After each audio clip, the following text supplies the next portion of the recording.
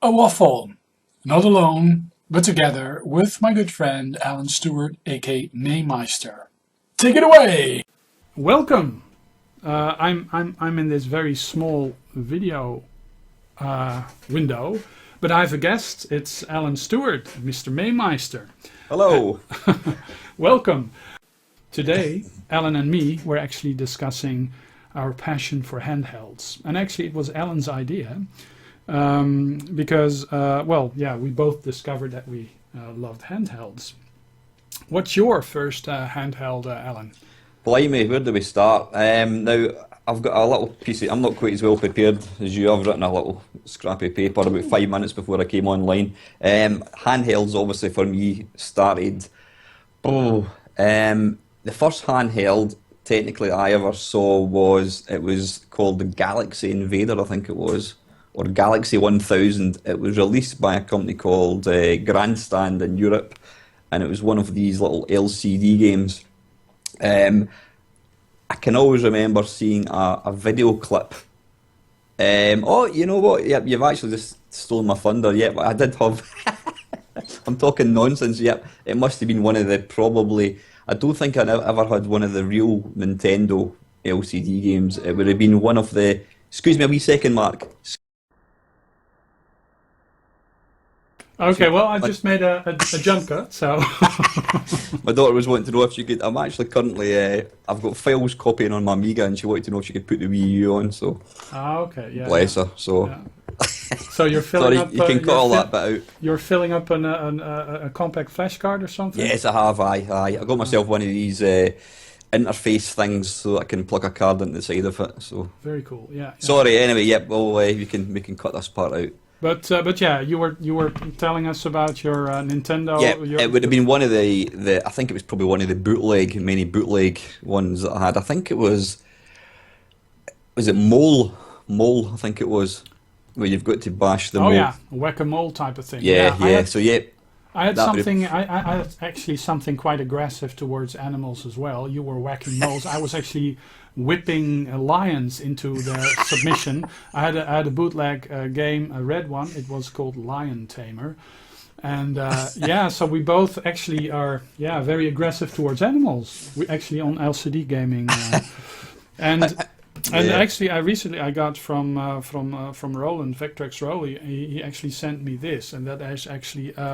An Octopus widescreen original Game & Watch Nintendo. Oh wow, was it an official Nintendo one then, Mark? Yeah, an official Nintendo one. And actually, that's the only other one I had back in the day, or now. But my sister had a Casio one, and actually just found it online on eBay. Actually, us talking about our handhelds, I just thought, well, I just have to have that.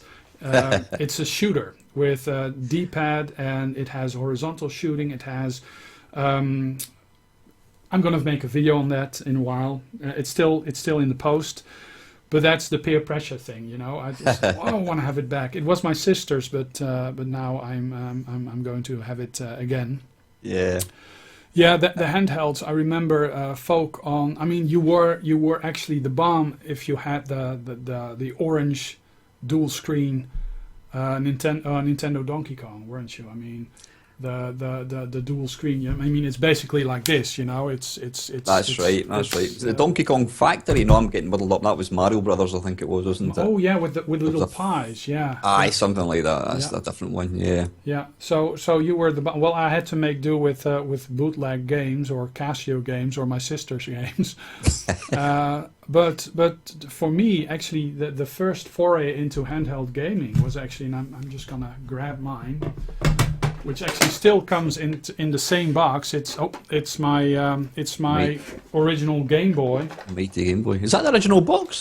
Came in. Yeah, it came in this special box. Oh. And it still has the security sticker on the back. And I got it with a couple of must-have games. I had it with I got it with Donkey Kong Land.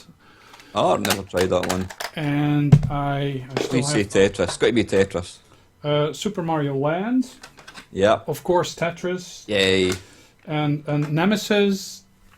That's actually quite a good one. and Miss Pac-Man, and then I got this one, which turned out to be quite a rare item, and that's actually this. This is a 70 in 1. It's a huge thing with a reset button, and if you insert it, it sticks out. just a tad. Just a tad, yeah.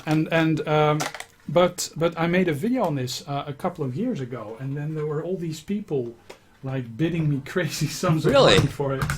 I'm not gonna get rid of it, but it's weird. And is it actually genuinely 17-1? Because I bought one. I was in Gran Canaria back in 1992, I think it was, and I picked up one. I think it was like a 32-1. But as it turns out, there was only something like 10 games. It was like Super Mario Boy, Boy Mario, Yoshi Boy. Yeah, and then one starts at level 2 and the other starts at level 3, but they're basically the same game. Yeah. No, this is actually genuinely 70 different different games. 70 different games, and that's proper games like that crocodile pinball game, Revenge of the Gator. Gator pinball or something. Yeah, that's excellent. Like I bought that game. I had that game. So and Gradius and a lot of actually AAA titles. But yeah, this really was my go-to device. And I'm actually going to tell you a small story. Because I was in medical school and we were supposed to carry around this in our white lab coats. Now, look at this. Very similar form factors. I was actually walking around the hospital with this, and whenever I had a moment free, I was just playing Tetris. I had this memorized in my head, and the other people were just like constantly doing this. I didn't have to because I was walking around with this. Just as long as nobody has to borrow your dictionary. Yeah. So yeah, this actually is some sort of dictionary textbook thing. And, yeah, fantastic. So yeah, it never happened that I just couldn't get my medical information out of this thing. I always had it out of my. So when did you actually get your Game Boy? When did it come out? Was it 1989? Yeah, it says here. 1989 it came out. I think I bought it in 90 or 90. Yeah, probably 90. It was the second year, and I really liked the fact that it did have those. Well, it's a different company, but the Nintendo Sportsman Walkman colors, like the gray and the yellow, that really. Is that yellow? I'm not sure. Yeah, it's yellow. Yeah, it's yellow. I'm quite blue, I guess. The white levels are off, but this is a yellow Game Boy with gray, dark gray controls. So yeah, this is my original Game Boy, and it's an excellent. Still, yeah. Yeah. And interesting that you've still got that. I mean, I think the problem I had, like a lot of people, was you would buy a system, and then if you wanted to get another system, you had to sell the one you had and then move on. You could never really have enough money to be able to buy more than one. It's only been in the last probably 20 years that I've been in a position financially to actually hold on to what I've got and then buy something else. But yeah, just before you go into kind of the sort of the Game Boy, did you have many of these LCD games that came out that had like Astro Wars? Was it Star Fox? I think Firefox. I think it was. Yeah, well, I played them, but I didn't own them. I just didn't have access to them, so they weren't on. No, but I know them. You know the tabletop LCD games with the fluorescent. I mean, I remember playing a Scramble. And I remember playing some sort of a Space Invader. Well, actually, Steve Benway actually recently showed a Space Invader. You actually did one as well. You had I've still got that one actually. That was my very, very, very first LCD one that I owned, and it was probably the worst one. It was really basic. But the funny thing was, I mean, that this was before actual kind of video game systems came out that allowed you to play on your TV. This was the best we were going to have. You had Space Invaders in the arcades, and we had to make do with LCD games. And yeah, they were obviously, as technology moved on, you got more colours and some of the sound effects. I mean, is it Firefox? It's an incredible looking game, and the sound is amazing. But so that's what we had to make do with. But about 4 years ago, as you do on eBay, I'm always one of these people. I've always got to have something that I'm buying, waiting on from eBay. So this one day I didn't have anything. I thought, what can I buy? And Astro Wars, Googled Astro, £5, I'll buy that. And before I know it, I was going silly buying all these games, and I think I ended up about 50 of them. And I have to say, they're extremely limited. I mean, you wouldn't want to play any of them for any more than a couple of seconds, possibly, maybe. You know, so they ended up going up in the loft. I guess it's the rose tinted memories that just make you buy those things. Yeah, I have similar.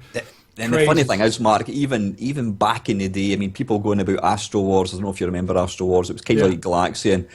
Yeah, it was quite an impressive little machine, and it did play quite similar to the arcade. But ultimately, even back in 1983, you realised it wasn't a proper video game. It was restricted movement, and it wasn't the same. Although you wanted it to be the same, it just didn't feel as good. And, you know, so unfortunately, I decided there's not much point in them sitting up in the loft, so I sold them all. And now you see them for sale for stupid money. But I wouldn't go back to them. You know, unless I had infinite space and money, I would have them all just on a shelf somewhere. In a glass case or something. I'm not got any interest in playing them because they're pretty basic and limited.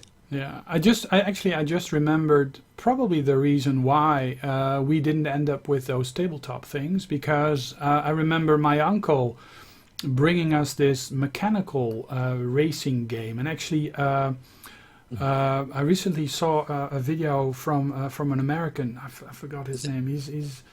I recently subscribed to him, but there was a racing game where the road was actually a film that was Demon Driver. It was called. Yeah, and it didn't work. It didn't work. It was faulty. So I was taking it apart, you know, being 7-8 year old, and it didn't work. And later, when we saw the electronical versions of those games in the shops, my parents were just like, no, it's not going to work. You know, they just. And for me, it was such a disappointment that I just basically steered away from those games myself, you know, because of that, I guess. Did you think that you almost kind of thought that they were all similar and they wouldn't work properly? Yeah. You almost assumed they were mechanical, So I just didn't give them a chance, and when in '76 we were visiting my uncle, and he had a Pong. He had a Binatone, an orange Binatone hooked up to his black and white television, and it was Pong and soccer, and you know. And then I thought, video games. I said, it was. I don't know if you've ever seen Billy Connolly. It's this Binatone wasn't orange; it was orange. It was like that. It was like orange. Okay, I didn't think. Turn the scale up to 12. Orange, yes. I didn't. Yeah, I'm quite a fan of him, but I didn't know he was actually a Pong fan himself. But, I think he was actually making the comment about yellow. It wasn't just yellow, but yellow. Yeah. But I had that very same one, and the funny thing was, it was actually my grandmother that bought it. God bless her. And I went through to see her one weekend, and my granddad came out with this Pong and plugged it into the TV, and as grandparents did, my granny said to me, "Do you want to take it home, son?" Hey, so that was it. That was my Pong game, and like the LCD games, it was very, very limiting. Yeah. Well, my brother and me, we were all over the machine, and my uncle said the same. You know, you want to take it home, and we went, yeah. So we had it took something like 12 of these huge big batteries. Oh yeah. It was like the weight. You needed 2 people to carry it. Yeah. Actually, ours died because the batteries corroded. Because one summer we just, we were outside playing, building huts and stuff and doing all sorts of stuff. I mean, I grew up in the country, so it was stuck in a closet up a shelf with the batteries, inside, and we took it out and it was corroded. My father managed to revive it, but it just didn't work properly anymore. So. Yeah. Well, I moved. I always was a PC gamer, but I moved into console gaming the moment I was just sick and tired of just constantly upgrading my PC. So I bought a PlayStation, and actually I had back in the day. I actually got a second-hand Super Nintendo, and when I heard about F-Zero coming out on a new Nintendo handheld, and this is actually my pimped one. Wow! It has a backlight. It's a new retrofitted backlight by 8-bit. Oh, smashing! Yeah, so it'll be the Is it the EGS 101 or something? Yeah, it has the same screen as the proper one, and I really like this form factor. It's a beautiful. That's my favourite Game Boy, without a doubt. And of course, with one of these flash cards. It has a lot of it has a lot of emulators on here as well. But yeah, this, I mean, F-Zero. I actually got the Japanese card for it, and this was the Super Nintendo on the go for me. And yeah, I really loved this console. I had a lot of great times with it. Mm-hmm. What was your second did you ever had a Game Gear or a Lynx? Well, I got the Game Boy. I got the Game Boy when it came out in the UK. I think I got it literally on day release. It wasn't as nice a box as yours. It was kind of silvery cardboard box. There's probably very few of these exist now. Got that, and I also had my Commodore Amiga at that point. And then I remember seeing the Game Gear. But again, back then it was a question of you couldn't just go out and buy something, you had to sell something else. But I managed to resist. But I'm trying to think what my next. I mean, I obviously had the Amiga, then I had my Mega Drive, etc. But handheld gaming wise, I never got the Lynx. I always wanted one, but the Lynx I think was it not about 150, 200 pounds? It was quite expensive. Crazy expensive, yeah. It was expensive. I'm trying to think. It would probably be. I bought the Game Boy Color. And I wasn't overly impressed with the Game Boy Color. I think possibly, I don't know whether because it's not backlit and the fact it's got colours, it was quite hard to see. And I ended up giving that away to somebody actually. But then I got the Game Boy Advance, the very one you've just pointed out. I remember being blown away with it.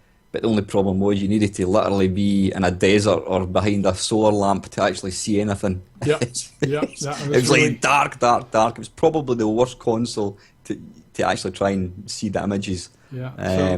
For me, that was a deal breaker. It was unfortunate, but I've now got the backlight in it, and it's my favourite Game Boy. It's a gorgeous thing to actually use. Well, actually, this one. That was for me the salvation to the Game Boy because I mean it's a lot smaller. I've got big hands, so it's not as comfortable as the original one. But the fact that it was front lit, made a lot of the games playable. And there's actually still Zelda the Minish Cap. I've an interesting story to tell you about that game and that console in a second, but I'll let you finish. Okay. Well, yeah, but this, I mean, the moment I bought it, rumors appeared that the Americans had a better screen, but I never got the one with a better screen. I got a bootleg one once that was a Game Boy in this form factor, but it was actually a clone, which had a proper backlit screen, but I gave that away to Polo Ventris because it's just too much. It's just too much to hang on to. But I'm curious after your story with this console. Just that very console. Again, it was the front lit Game Boy Advance SP, and that very game, the Zelda Minish Cap. My wife was actually in the labour ward giving birth to my child, and I was actually sat at the bed playing that very game. Oh wow! She was giving birth and I was playing Zelda. Well, yeah, anything to take your mind off of a person doing, the contractions and the. And I'm like, wait a minute, I need to get to a save point. No, you just keep it in. Wait a minute. I've just got this end of level guardian to kill first. Yeah, wow, yeah. But I've actually bought. I did do a video of it a couple of weeks ago. When I got to know about the backlit version of that thing, it became I'm one of these. If I want to buy something, it becomes a bit of an obsession with myself. So I was scouring eBay and I saw one. I think what was it? It was £55, and every other one was about £70 to £100. So I just contacted the guy and says, "Oh, is it the proper one?" Yeah. And I thought I'll take a punt on it. So I bought it, and the funny thing was, after I paid for it, he got back in touch an hour later to say that he'd actually dropped it down the stairs. However, so that was the little scuff that was on there, I guess. But you were telling us about a little scuff mark that was on it, right? Yeah, I think so. Yeah. But anyway, the guy got back and says he dropped the one I was buying. He dropped, but you had another one which was even better condition, which you'd let me have. So this thing turned up last week, 2 weeks ago, and it's absolutely gorgeous. I saw the video. Okay, so you did get another one. Yeah, it's brilliant. I mean, the screen is as good as probably like the. I don't know if you've got the Game Boy Micro. It's razor sharp. Yeah. You've got 2 brightness levels. It really transforms it. The other one, I mean, don't get me wrong, the original SP is still really nice, but it looks completely washed out compared to the other one. It's definitely worth trying to pick up if you can, Mark. It does. Yeah, I'm actually still in the process of looking up, but it's really weird. The battery life on these things is just stellar. It's just crazy. And the good thing about it, I mean, it's not a bad thing to actually try to search one and pick one up, because it has a replaceable battery. I was wondering that, actually. Is that right? Yeah, it does. Yeah, it does. And I actually have a couple of batteries, spare batteries, of course, because I'm quite OCD myself on that kind of stuff. I just have to have some spares. But you can actually change out the battery. So even if the console itself is, is breaking down, the battery is breaking down and the console is good, then the console isn't ruined because the battery is not there anymore. Can you actually buy spare? I mean, can you buy brand new batteries for it, or is it? Yes, actually there. Can you? Yeah, actually there are. There are quite a few shops that actually sell Nintendo replacement parts. Official Nintendo replacement parts, or perhaps very good bootlegged. That's the thing. But you can actually get a lot of replacement parts still for older Nintendo consoles. So that's interesting, because I've actually got 2 of the frontlit ones for sale. I'm trying to sell them at the moment for like 20 quid for the 2 of them. But now that you've told me I can swap the batteries, like, I might just actually keep them. Yeah. And just use it as spare batteries. Well, yeah. That's interesting, huh? Yeah. And it's funny you talk about the battery life. Chris Shank and myself did we did a swap of some sort, and he sent me one of these Game Boy SPs about a year ago, and I have never charged it. And it's still, anytime I switch it on, I can still play it. So it must just hold the charge really well. Yeah, I guess actually the Nintendo DS Lites, the Game Boy Advance SPs, they really hold their charge. They're amazing consoles. So yeah, when the 3DS came out, I actually have all variants of them. You can't really easily change the battery on them. Yeah. But the 3DS, for me, the original 3DS was quite a disappointment because of the small angle that you could actually view it in. So when the XL came out, I actually went for that. Yeah, but these are all of course licensed and closed handhelds, and they both actually have a very high affinity for open source handhelds. And I guess you have one as well. I have several. But I guess you recognize this one. The Game Boy, the GB32. I don't have it anymore. Okay. I did sell it, but yeah, it was. Is yours backlit? Or have you got the backlit one as well? This one is the backlit unit, but I started out with the actually the same crappy thing like this. It didn't have any backlight. You had the front lit units, and the backlit units were actually a lot better, but they changed something around in the screen, so you had to have a different BIOS, and certain files wouldn't work on it, and that was a bit of a thing. I mean, this actually came out as a closed source handheld with a store in Korea, I believe. Yeah. And actually, the user base in cooperation with the Game Park company actually made it open source. So a lot of emulators were out there for it. I remember excellent emulators, really fancy GUIs for it. And this really was my go-to device for a long time, and it had me invest in it ran off 2 AA batteries, but it made me invest in a very, very high capacity rechargeable batteries, because this ate through alkaline batteries like a mother, and you really had to have 72 milliamp hour batteries, 2 of them in there, in order to have somewhat of a gameplay.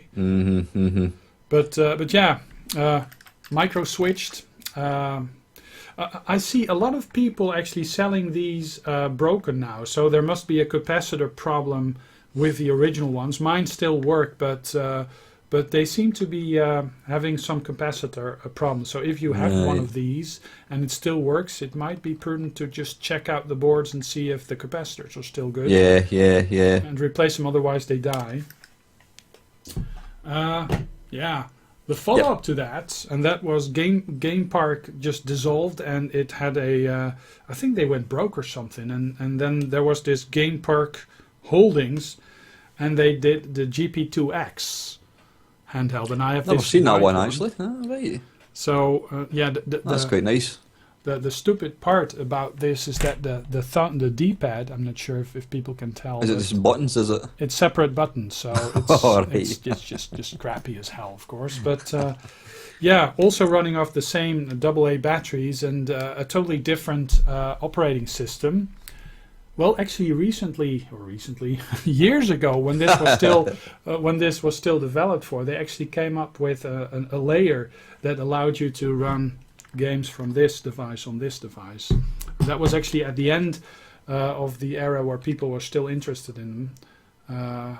Yeah, a great little handheld. I took it to a lot of places, but you had one as well? The Never seen that. No, I mean, the very first time I saw a game park, it was down. I was down visiting friends in Oxford. I think it was 2003, something like that. And this guy came up to me and said, "Oh, have you seen this?" I've never seen it before. And he started playing Bruce Lee in the Commodore 64, and it just absolutely blew my mind. I didn't realise that you could play other systems on a handheld. And I want one. This one, I mean, I think this came out around the era where the Nintendo DS also was, the DS Lite also was, or the Fat DS or the DS was actually available. There was a Frodo emulator on a Commodore 64 emulator on the DS, but it never was full speed. This one achieved full speed, and I remember seeing the Commodore 64 logo on the screen. I think I'm just gonna mount and run. Let me see. Oops. You got the ultimate card for that? Yeah, 1541 ultimate. Card is a brilliant thing, that, isn't it? Have some demo running in the background. Fantastic. But and it was like the resolution of this screen was actually the same resolution as the Commodore 64, so every pixel was a pixel, so it had a non-scaled great image.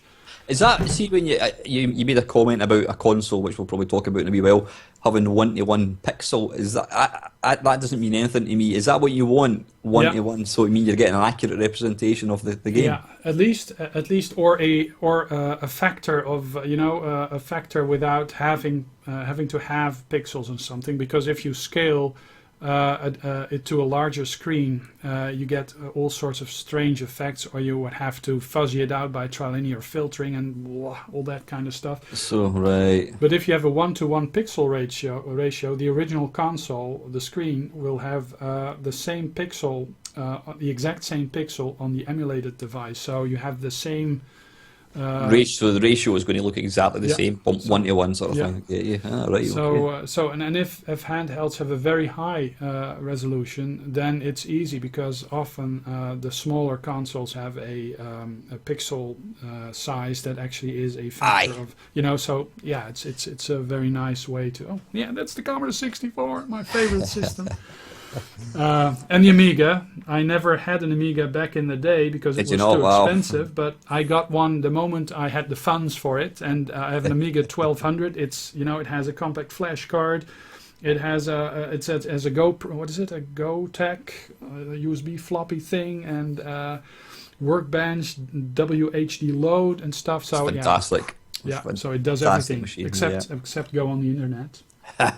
But yeah, I got myself a game park, and I played it for a long time. The funny thing is, when you think about it, all these open source handhelds, they really wouldn't work if they're being sold commercially, because you know yourself, Mark, the amount of tinkering and googling and downloading files and whatnot, you've really got to be a bit of a nerd and have the patience to get these things working. Yeah. I mean, when I try and think back, the number of hours of my life, you talk about people wasting like 30% of their life standing in queues. I must have spent about 25% of my life renaming files and downloading images and ROMs and and making smaller ROM folders, because the file systems, they would only read like 15 files in a specific folder, so you would have to make all these, because you wanted all the games that you wanted to have on the system. I'm not content with just a select few. I want them all. I want everything. Them all. Yes, just in case I want to play Sprite Man 62 that was never released, whatever, you know. And it's the same when I see somebody running an emulator, and instead of like Bruce Lee file name, it's like BL. Oh no! I've got to have the full Bruce Lee. Yeah, and the proper file name, and also, you know, if it's the English version or if it's the German version or whatever, you know, it's just like, yeah. But yeah, I had the game park, and I did play it a lot, and then I can't remember when it was eventually superseded. I think when I got the not the 3DS, the DS, I think there was some emulators, or was it the PSP? I can't remember, but something else came along, and I realised, right, that's now superseded my game park. I guess the PSP. I only recently hacked mine, because the PSP back in those days, actually in the days of the game park, I believe the PSP came out very soon after, or around this era, where the GP2X came out. I think it's 2005. I think the PSP came out. Yeah. So a lot of people were like, you know, those open source handhelds, you know, just don't go for it. The controls are not as good as the original, you know, the AAA consoles, and I mean, they have a point, because often people. Those manufacturers, they really don't know what kind of buttons to use, and they often use buttons that are used in, you know, on a TV set, you know, and they don't have the same travel, and I mean, it's not the same, you know. A console button needs to have different properties. You've really got to rip a good console off properly, like a particular machine that you just picked up. Yeah, they absolutely nailed it. Yeah. You're going to do it properly. That's cool. That's a very cool one. The thing is that the PSP, I mean, it was a very expensive machine also. It was, and I had quite a few of those UMD games for it, and I just didn't want to risk breaking it, so I just didn't go the emulation route on that. Only recently they made it very simple to crack it, even temporarily. And emulation on that system is actually quite good. Not everything runs as well, but it's pretty good. But the original PSP had a horrible screen with a lot of lag. I mean, I remember there was a lot of and I'm not sure how you would call it. It was like lag, you know, an object would move and you would have this ghosting sort of thing. Yeah. So that made it not my go-to console handheld, go-to console for quite a long time, because the screen was just not that good, even though it was a great screen. But I was going to say, the interesting thing for me with the PSP, I mean, I saw one of my friends works. He's a self-employed, but he works. One of his clients was Sony, and he was actually given a PSP 6 months before they came out, and I was down at a gaming event, and my mate showed me this PSP, and it was phenomenal looking. But I bought one shortly after it, and I've got to say, the PSP and even the Vita, they're incredible, and I always wish that somebody would crack the Vita, because that would be an ultimate kind of gaming handheld for emulation. But I've always felt that the games that appear in these systems, they're just not games that I want to play in a handheld. For me, handheld gaming is all about little 5-minute bites of gaming, like what you used to do when you were working, playing a quick game of Tetris, quick go of Donkey Kong, quick shot off, whatever it is. I don't want to play. No, that's true. I'm actually the same, because with the more powerful handhelds, you can actually have the non-arcade disc-based systems also on there. But it's just a different way of playing games, and I see myself going back to the simple arcade games, like I'm just going to turn this off because it's just not the simple arcade games, like Pac-Man, Donkey Kong, or other arcade games on the old home computers. Those are the games that I end up playing most on the handhelds.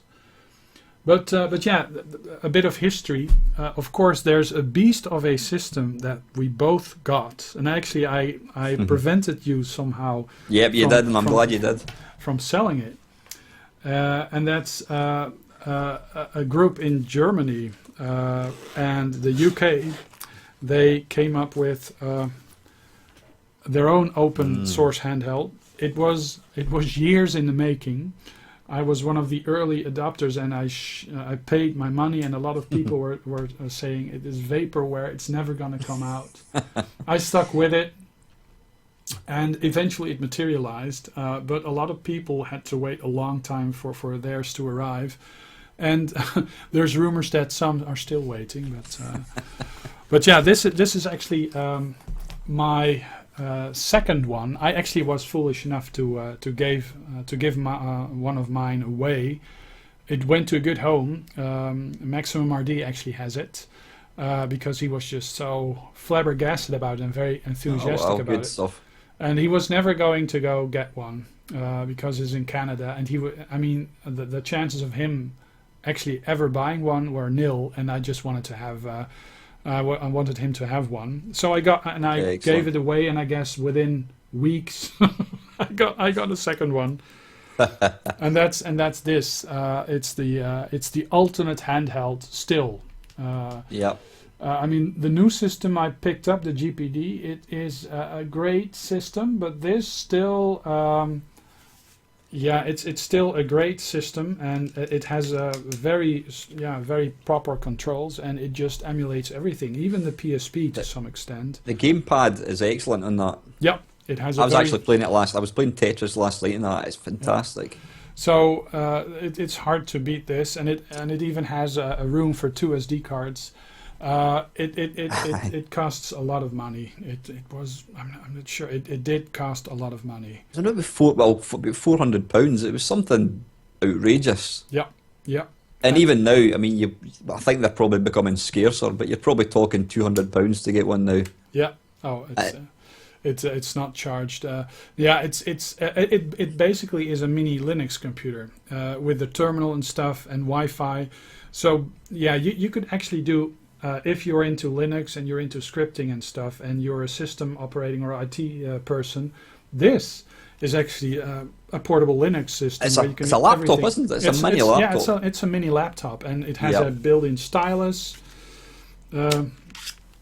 So yeah, I mean it's a great system, and everything is on there. I believe my entire C64 collection is on there. I think I've got a 32 card and a 16. I've got about 50 gigs worth of space in mine. I've got every system on this one. You know what? One thing that I think is excellent about that machine is the screen isn't that particularly clear, so it gives an almost CRT look to things. Yeah. It has a. It makes games look nice. You had a very high-end Argos media player, a 5-inch media player. Actually, my wife got that, and it actually features the exact same screen. And it's a very high-end screen with no ghosting, but it does have some sort of weird fuzziness to it. I mean, the pixels. But it makes these games look fantastic. Yeah. So I mean, yeah, and it does excellent scaling. So this really still is a very nice system to have if you have the money. Yeah, I think. If you were foolish enough to buy it. I was looking. I can't even remember what I was looking to buy. I was wanting to buy something, and I thought, what don't I use? Oh, I don't use the Pandora. I'll sell it, and then you're like, no, I think you might want to rethink that. And I'm like, I'm not selling it anymore, and I'm absolutely delighted I am, because I think they're only going to get rarer, these things, you know. Yeah.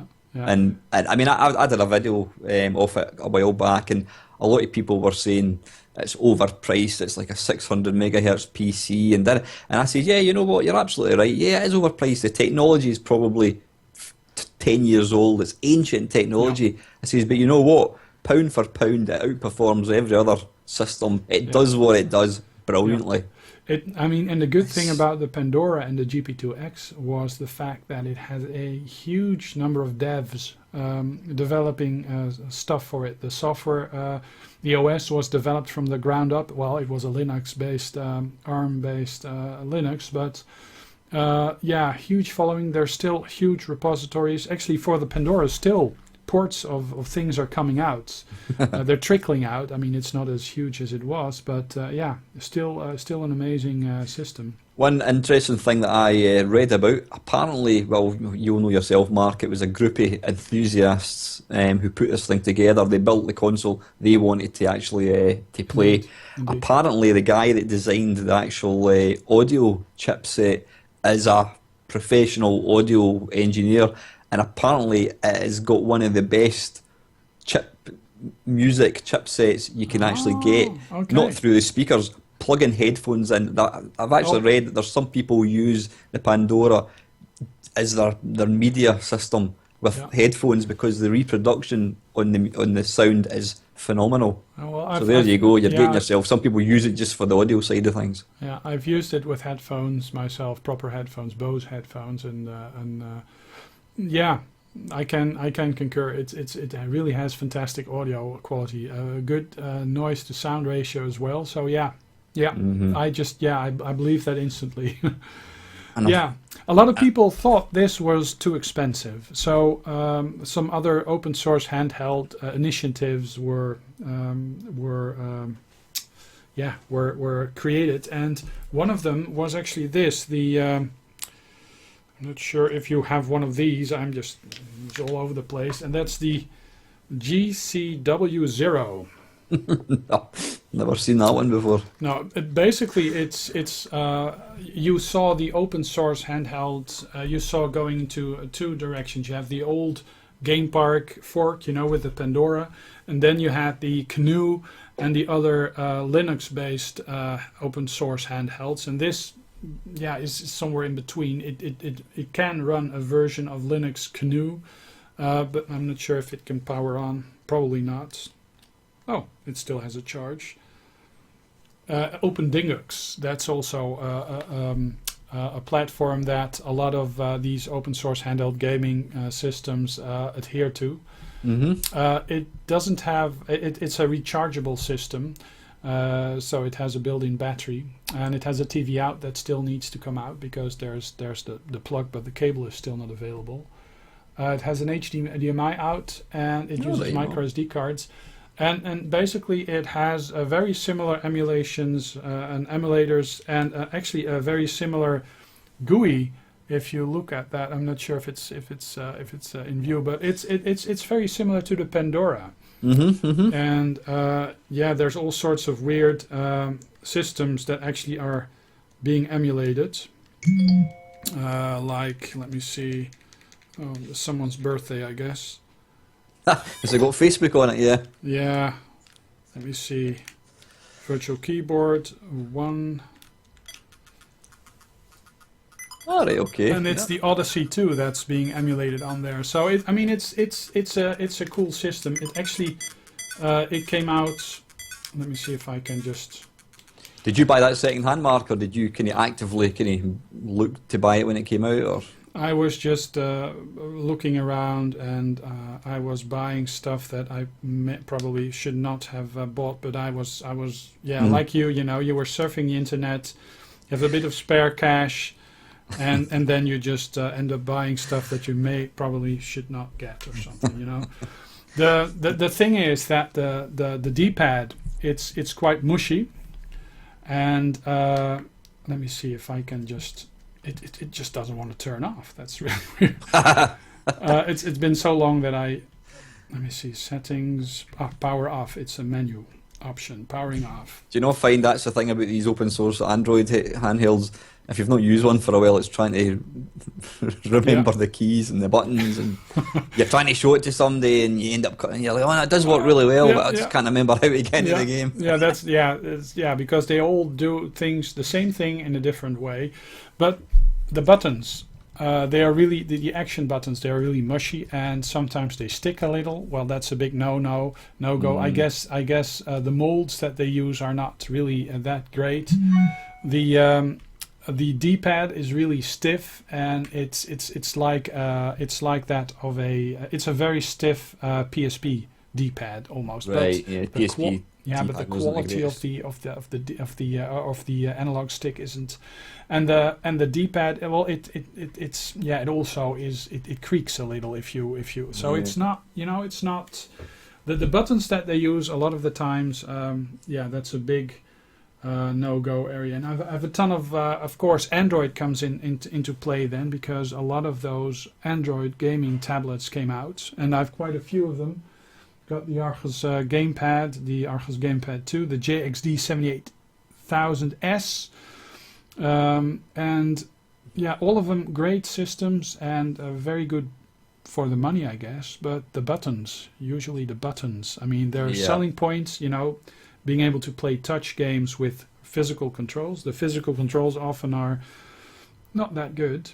Mm-hmm. So when you pointed out this specific system to me, the GPD XD, I was searching online, reading about it, and I heard a lot of people commenting on the fact that they said, well, it's probably going to have bad buttons, it was basically put to the side, like, oh, that's just another one of those wannabes, and it tries to look like a Nintendo DS, so better forget about it. Then I looked up the site, and I saw actually that they are in fact using brand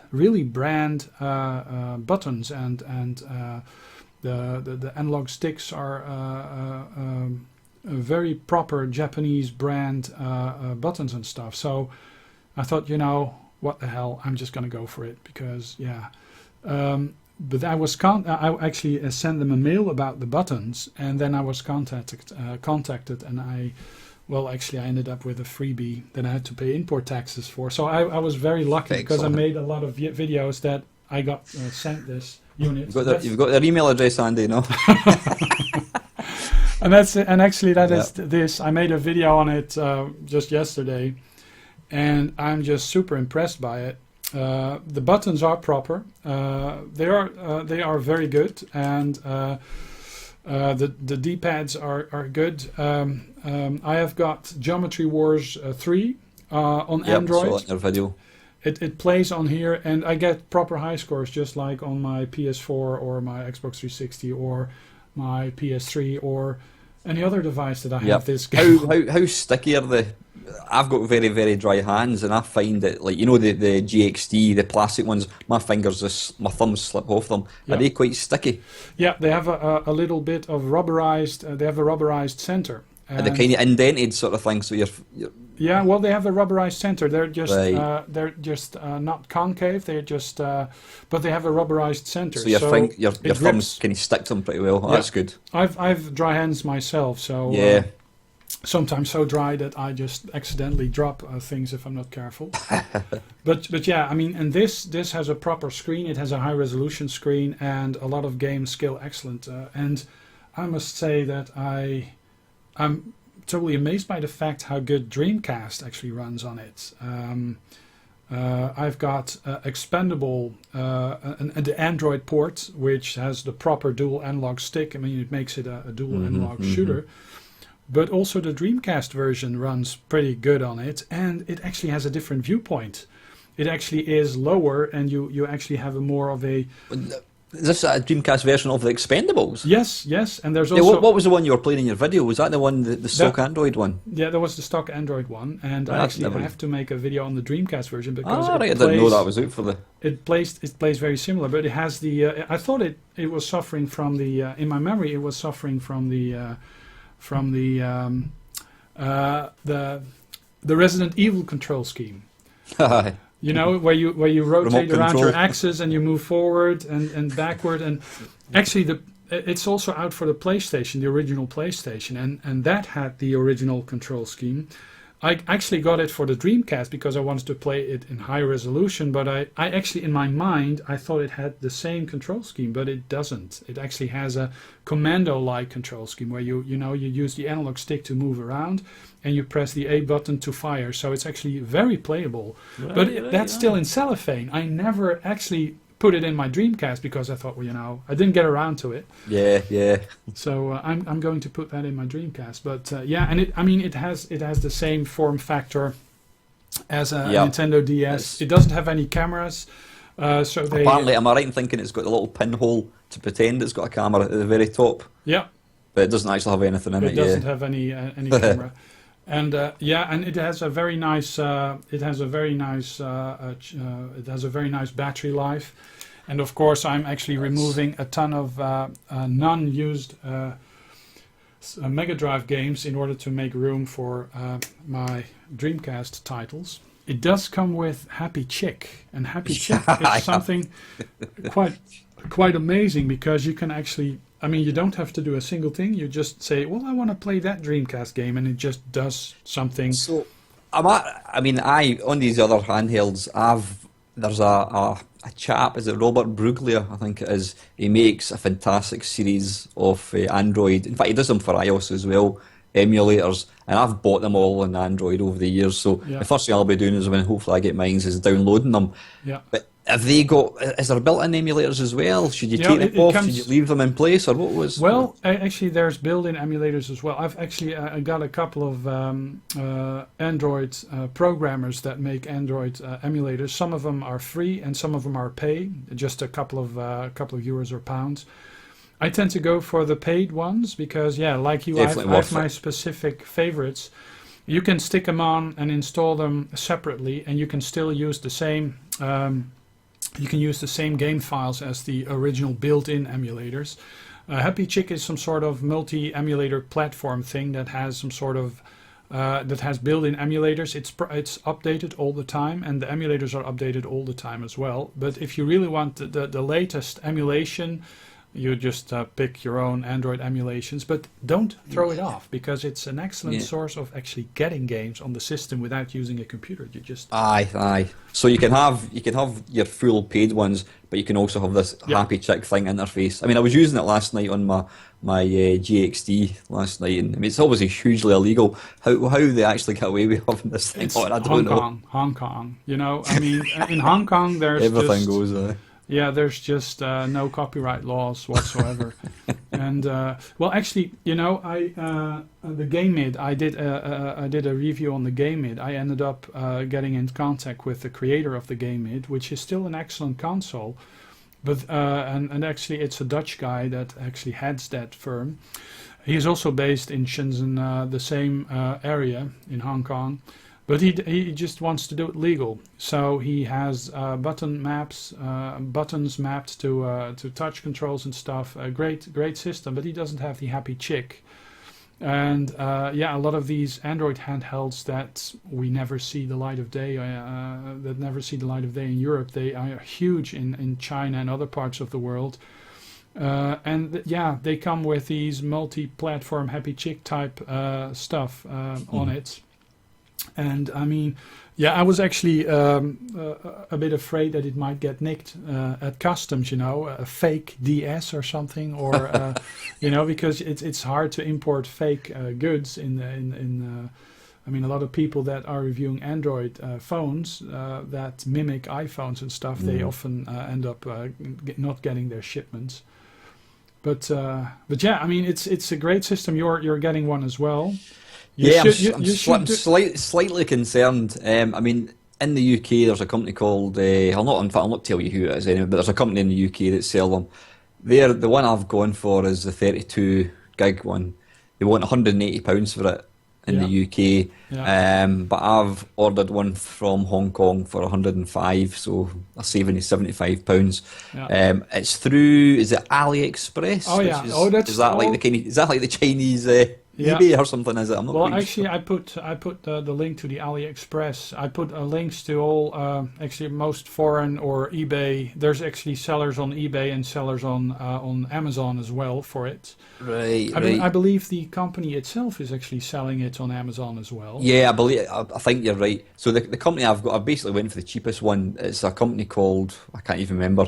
But when you go to their page, they've got like sort of 98.5 positive feedback. The slightly concerning thing is that it's apparently been dispatched, but the tracking code ends in NL, which is like the Netherlands, and you put it in and it doesn't really shop anywhere. So Well, I guess, it could be that they actually have a middleman in the Netherlands that just ships it through the UK, and you could actually end up not having to pay the what is it, the VAT.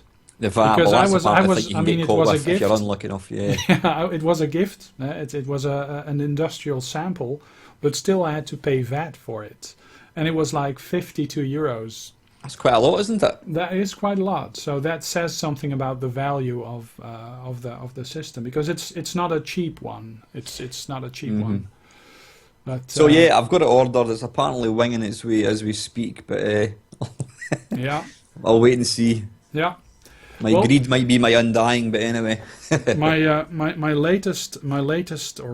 Actually, I got this on the flight over to replay in Manchester, and actually that's this. I got this You should. at the airport, and it's actually a Nintendo on a chip, 151 games in one, and it's 151. 150 games in one, and, Oh, and, 100 and oh, in so I think it's separate 151 categories, games, yeah. and it actually has a nice D-pad and nice action buttons. The cool thing is that it's all reprogrammed NES games, original NES games, and they're not too bad actually. I quite like it. So I may. It's emulating them, I'm guessing. Yeah, it must Well, be. it's I think it's proper NES games that would actually run on a NES, but it's not an emulator. It's really a NES on a chip, but they're all remade games. So there's a Bomberman clone that's Bomberman, but it plays a bit different. But it's actually a good game, and a lot of the games are actually quite good. So interesting. It's like just before we kind of move on, Mark. I'm a member of a for sale retro for sale on Facebook, and they've got various rules and regulations regarding what you can and can't sell. And they've now stated that you can't sell like a PSP and with ROMs because it's technically breaking the law. What's your take on ROMs? As far as using ROMs, do you think you're breaking the law using them? What do you think yourself? Yeah, well, I think if you don't own a single game and you're buying ROMs, it's quite dicey. But I mean, actually most of the games that I have ROMs for, I actually have on my shelves. So for me, it's basically just using the same game in a different format. I mean, back in the day, I mean, we grew up with these vinyl records. I mean, biking to school, I had a Walkman with a tape I recorded my vinyl records and I put them on my Walkman.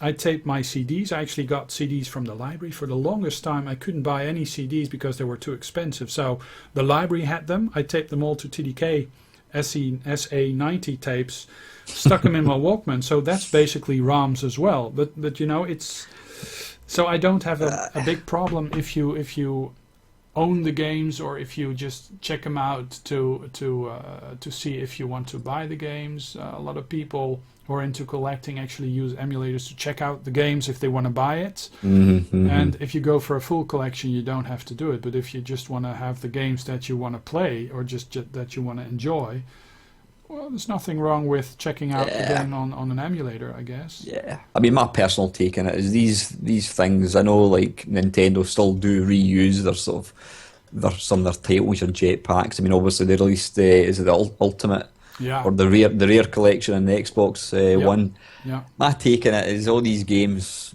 from yesteryear, they're no longer financially available. Nobody's making any money out of them. What is the big deal? He says, well, I can't use them because I don't own them. Then nobody's losing out of me putting the ROMs onto a system. I'm not stealing from anybody. No. That's the way I see it. I really don't have an issue with ROMs. Current stuff, absolutely. 100, current 100%. Stuff. People hacking their Xbox 360 and downloading the games and playing that. I have an issue with, because it's still commercially available.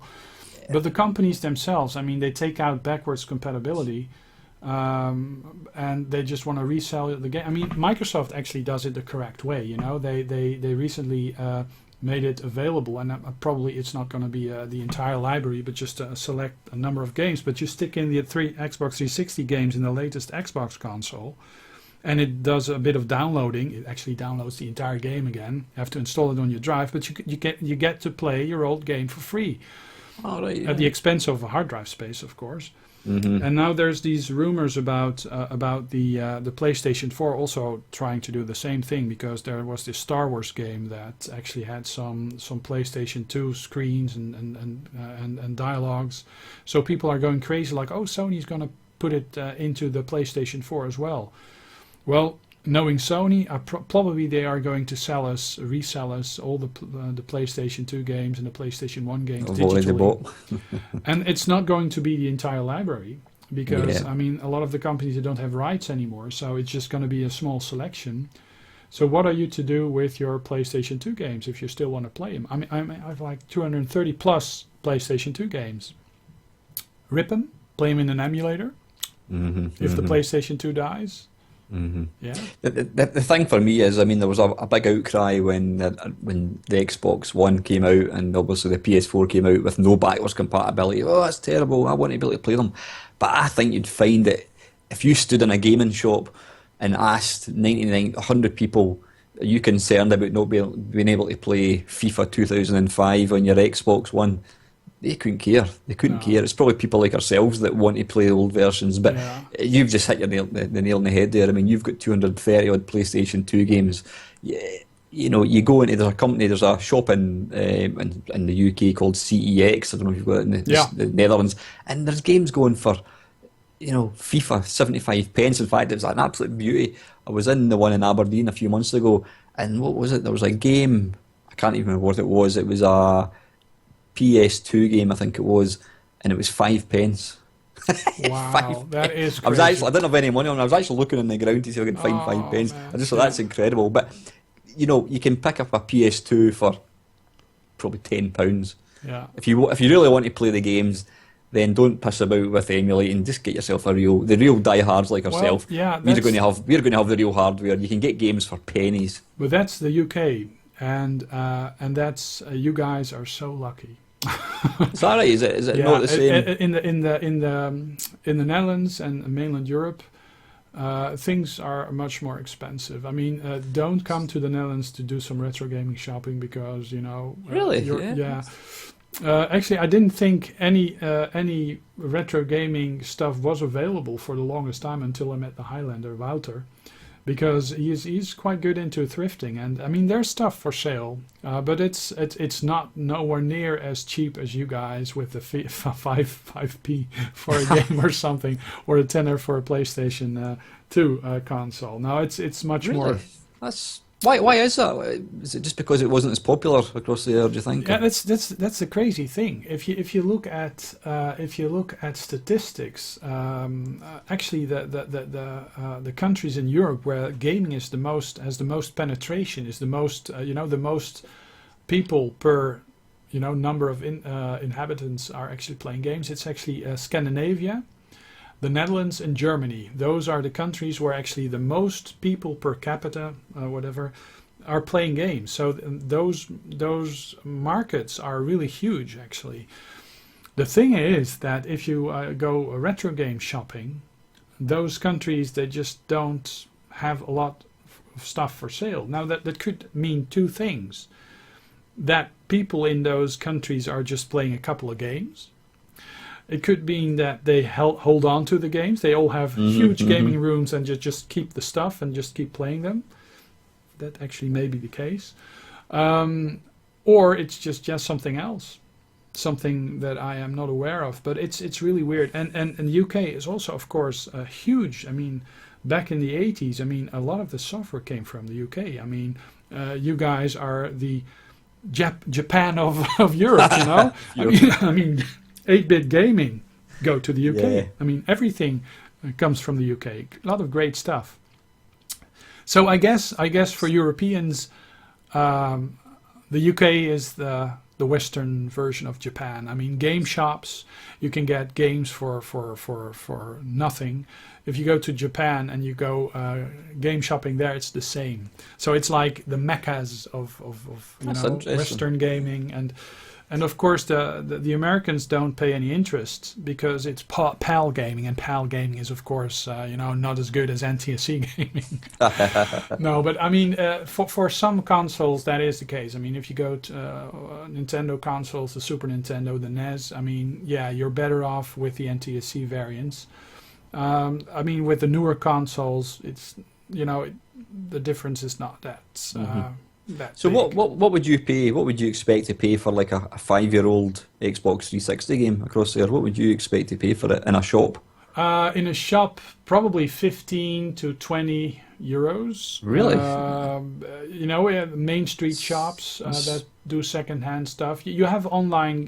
You have online shops that have they have the games on sale. Probably 7.50 to 10.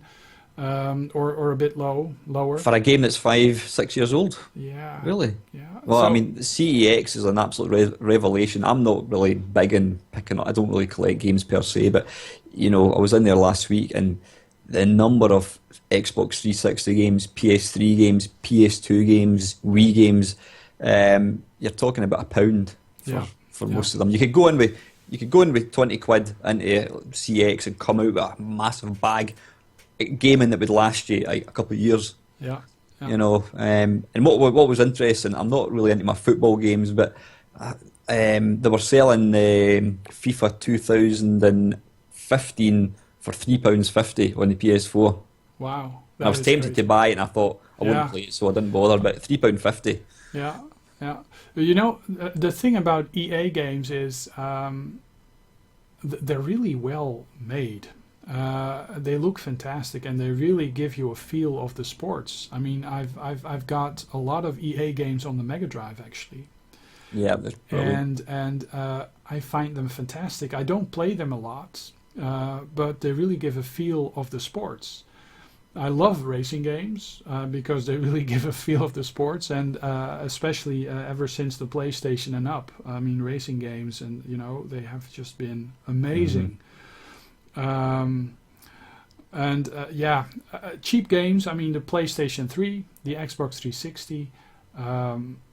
My heart tends to beat faster getting a lot of games really cheap for that system than getting the latest Xbox One or PlayStation 4 games. I mean, I have both systems, of course. I mean, I'll keep, if there's a new console, I'll just keep getting those new consoles. I'm very eager to play the latest thing. Yeah. I like the technology, but I'm not going to collect for those systems. I'm just going to buy the games that I want to play.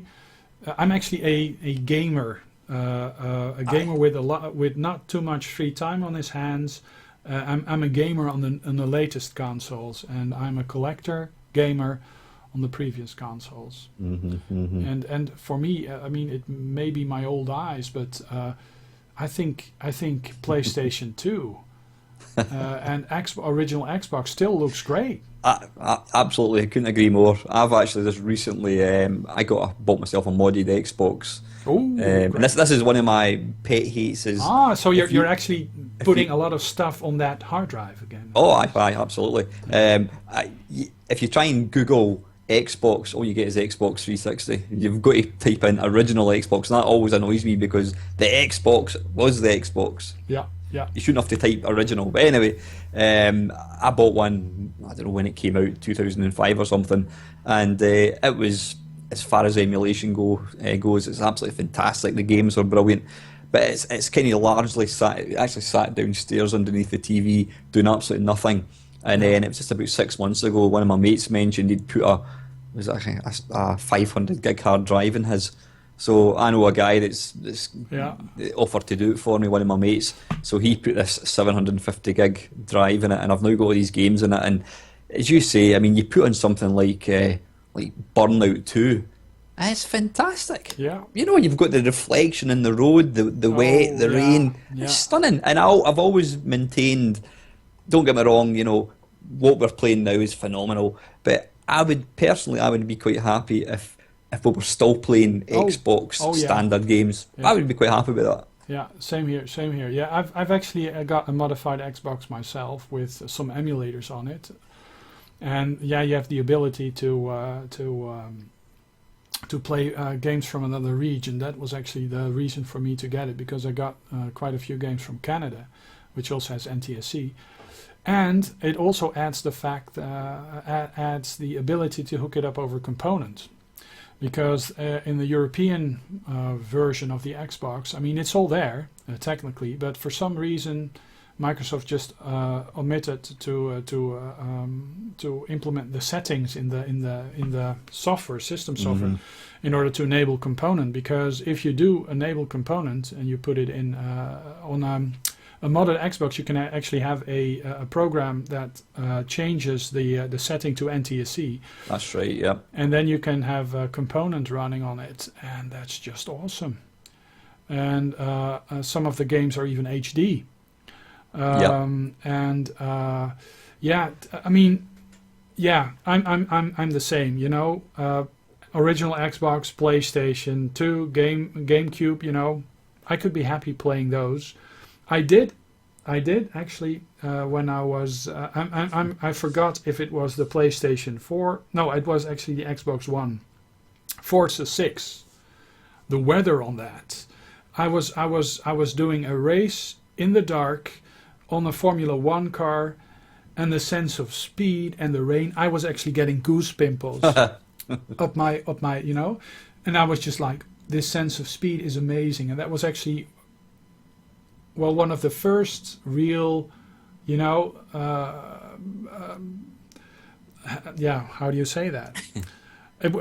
For a long time, you know, it's just like, yeah, gaming is fun, gaming is nice, gaming is, you know, it's great. But I really had a strong emotion with that. Like, this is great. Of course, they ruin the games by introducing micropayments and, you know, all the online crap. I'm not too much of a fan of. I mean, I like playing. I mean, I would love to play online games with, you know, someone like you or another friend, because you know each other. But, you know, getting your ass kicked by 14-year-olds with too much time on their hands, foul-mouthed. I'm just not. I'm old. But yeah, right. I mean, you know, conversely, I've just said that I would be quite happy playing Xbox games.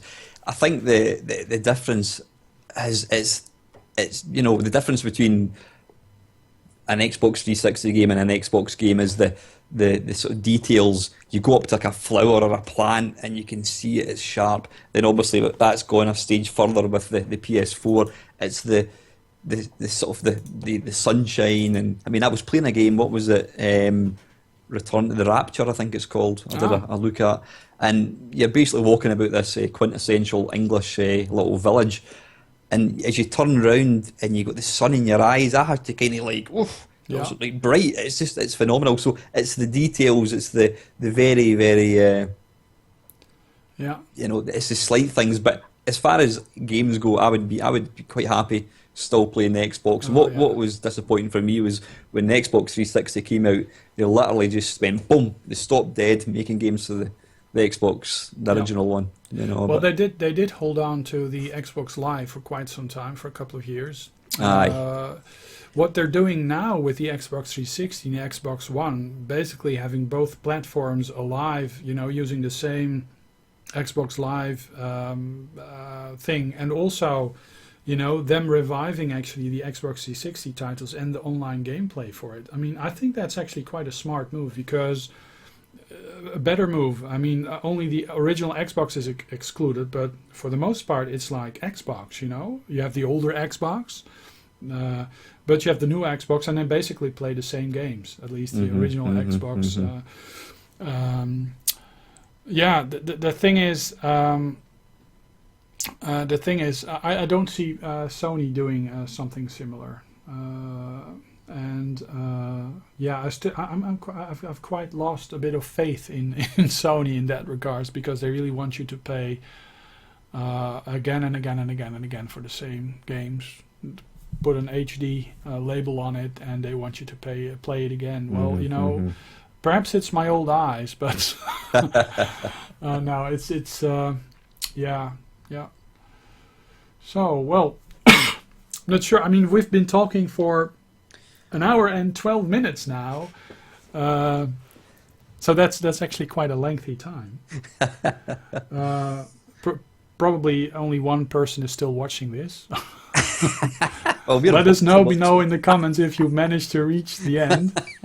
Yeah, we've kind of gone off the LCD. Well, let tell you what. I know it's your thing here, but what system? If you had to pick one system that you own, you know, at least your good wife told you, right, Mark, I've had enough. You're getting rid of everything. You're selling it. We need the money. You can keep one system, computer, whatever, gaming handheld. What would you keep and why? Yeah. Oh, I'm very happy to. I'm very happy to continue. If Sorry. I'm very happy to continue this discussion. It's just. No, I'm fine. Yeah, I'm cool. Yeah. The Commodore 64. I mean, that was just. I got my programming roots there. I programmed in assembly. I did some demos. It has great arcade ports. It has excellent sound. This actually is a revived system because it has a brand new motherboard, new chips. That's right. Yeah. And it runs of a good power supply. Basically, it's just a new Commodore 64. It's going to be with me for quite some time with that 1541 Ultimate. So I mean, if I only had to keep one system, probably that would be it because I'm emotionally very attached to it. But if the wife would actually end up saying that to me, probably she'll never. But oh man, that would be like the most horrible thing that would ever happen. Obviously, you could cheat and say go for a PC with emulation. In fact, talking of which, what is your take on emulation? There's certainly a whole train of people that emulation that doesn't count. If you don't have the real hardware, then you can't class yourself as a retro gamer if you only play emulation. Yeah. What's your take on emulation? I think it's absolutely fine. And we should not forget that there's actually quite a few people in this world that do not have access to any consoles because consoles are forbidden in their country, or they just can't get them, and they're retro gaming on things like the Raspberry Pi because it's a cheap computer and it has all the great emulators and it does the same stuff like the new handheld does. I've noticed a huge influx on one of my Google groups. I just had Google Plus. You have these collections, and I made a collection that is gaming on Linux, and I made a collection. The Raspberry Pi, and there's just this huge influx of people from the Middle East, Africa. India, a lot of people from India that are just retro gaming on the Raspberry Pi. Are they less gamers? No, because it's the only way they get to play the games. And I mean, if our PlayStation 2s die, if the Commodore 64 finally dies, I'm just so happy that people put in the time and effort to write emulators and make the games accessible because we should not rely on the companies to make these games accessible to us because they just, hide them behind paywalls. Even if they're so old, the games, nobody's interested in them. They just don't release them to the public domain. Actually, I think they should.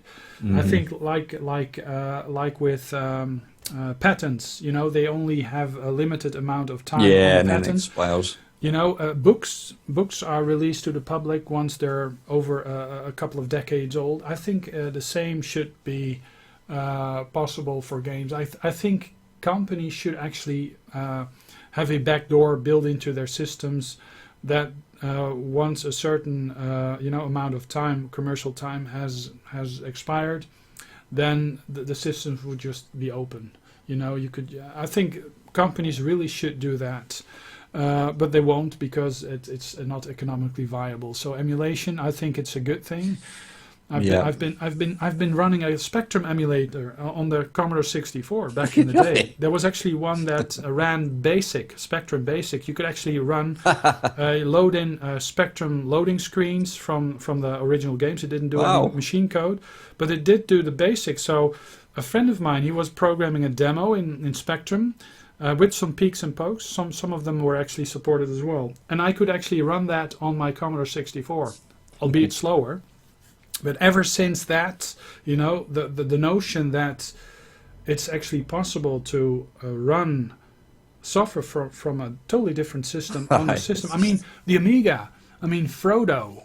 I mean, that was huge. I mean, a lot of people who moved from the Commodore 64 to the Amiga, they wanted to be able to run their own software on it. So the Amiga, the Commodore 64, they were the first computers that actually had emulation. And it wasn't.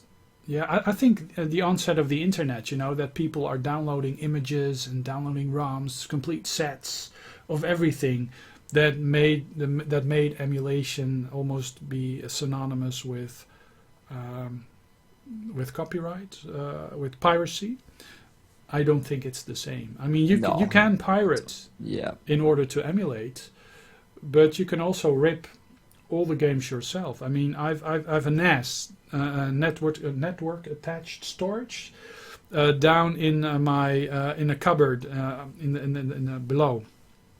It has every PlayStation 2 disc on it, ripped. I ripped it myself. Why? Because basically every PlayStation 2 system I have in the house, and I have quite a few, it has an open firmware that you can just boot from a memory card, a non-modified PlayStation. It just is it Mac Boot or something? Is it called? Yeah, MC Boot. Yeah, I've MC got that. Mine's got that. Yeah, Boot. Yeah, it's Boot. It's Scottish. Boot. Is it? And no, but you can actually play a lot of the games from the network attached storage over the Ethernet. You don't ruin your optical drives, and you get to play all the games. So that's emulation, also. Yeah. But I mean, when you stop and think, when you actually think about this thing, Mark, I mean, computers primarily kicked off probably mid-70s with Atari, and there was obviously these big mainframes and that kind of thing. Yeah. So from the mid-70s right up until, I don't know, we'll say even like the PlayStation, up to whenever it was, you're talking about a 30-year window of an industry that there's people who probably started coding on their Spectrum who now are, huge they program defence systems for the government, etc. If emulators did not exist and all we had was the physical tapes, the physical media, the computers that was getting collected by guys like ourselves, as you say, all these capacitors, these things are going to eventually, probably in 10, 20 years' time, the collections that you and I have will probably be a fraction because they physically won't exist. Yeah. So that technically, 50 years down the line, when I've gone to the great arcade in the sky, technically people could refer to, my daughter will be saying to her grandkids, yeah, I remember your granddad used to play this thing called the Spectrum, and what's that? Oh, I don't know. And you'd maybe Google it and you'd see a picture of Spectrum, and that would be, because it would all be lost. All that would be lost, and that would be a shame. And that's why I think it's fantastic that emulation it's a historical archive of what people were doing, in that timeline. Totally agree. Just a quick funny story. My daughter has just recently started high school, and she was doing a modern studies class, I think it was, and the guy was talking about computers, and he says, "Has anybody? We used to play computers when we were children. Has anybody heard of them?" And my daughter put her hand up and says, "What ones do you know?" My dad's got a Spectrum. He's got an Atari. He's got a Commodore 64, and she says the guy couldn't believe that my daughter, who's 12 years old, or she's 11, knew what a Spectrum was. Yeah, cool. And well, it's quite funny because I've got a T-shirt of Eugene Jarvis, and I'll say, Ava, who's that? Eugene Jarvis. What game did he write? Robotron 2084. So she knows that. Yeah, she knows who Eugene Jarvis is. Yeah, that's cool. Well, I mean, obviously you spend a lot of quality time with your kids, and kids are also into what their dad loves and likes, what their parents loves and likes. I mean, if I look at my own musical taste, of course you tend to diverge from that. If you reach puberty, you don't want to like the same music that your dad likes. And at the same time you do, and the older you get, I mean, we're both in our 40s. We're not that far apart, actually. I think we're like 2 or perhaps 3 years apart. But I mean, you tend to go back to the stuff that you used to like when you were a kid, I guess. So Yeah, I mean, I remember my dad and my mom, with their old singles, vinyl singles, their old records, and they were like Yeah. reminiscing about the past. Well, we're doing the same with our Spectrums and our Amstrads and Super Nintendos, and you see the same thing. I mean, you see kids that were born. I mean, you have doctors and pilots that are born in the 90s, After the PlayStation. and for them, the PlayStation is their Commodore 64. They're just an absolutely magical machine that they grew up with. And of course, there's a sense of history. Like, yeah, you had the 8-bit systems, but there's a specific appeal to those simple games from back in the day that transcends. How do you say that? You see a lot of very young kids that are just absolutely drawn towards Yep. the Commodore 64 and the Atari 2600 because the games are easy to pick up and play, and they're just as magical as they were to us. A good game's a good game, as I've always maintained. I mean, I think back in the day, we filled in the blanks. We were playing games. I mean, if you take it right back to the very beginning, you were controlling a V and you were trying to shoot asterisks, whatever it was. But as far as you were concerned, you were shooting invaders, and you just filled it in. It was your imagination. Imagination. I'm going to do one jump cut here.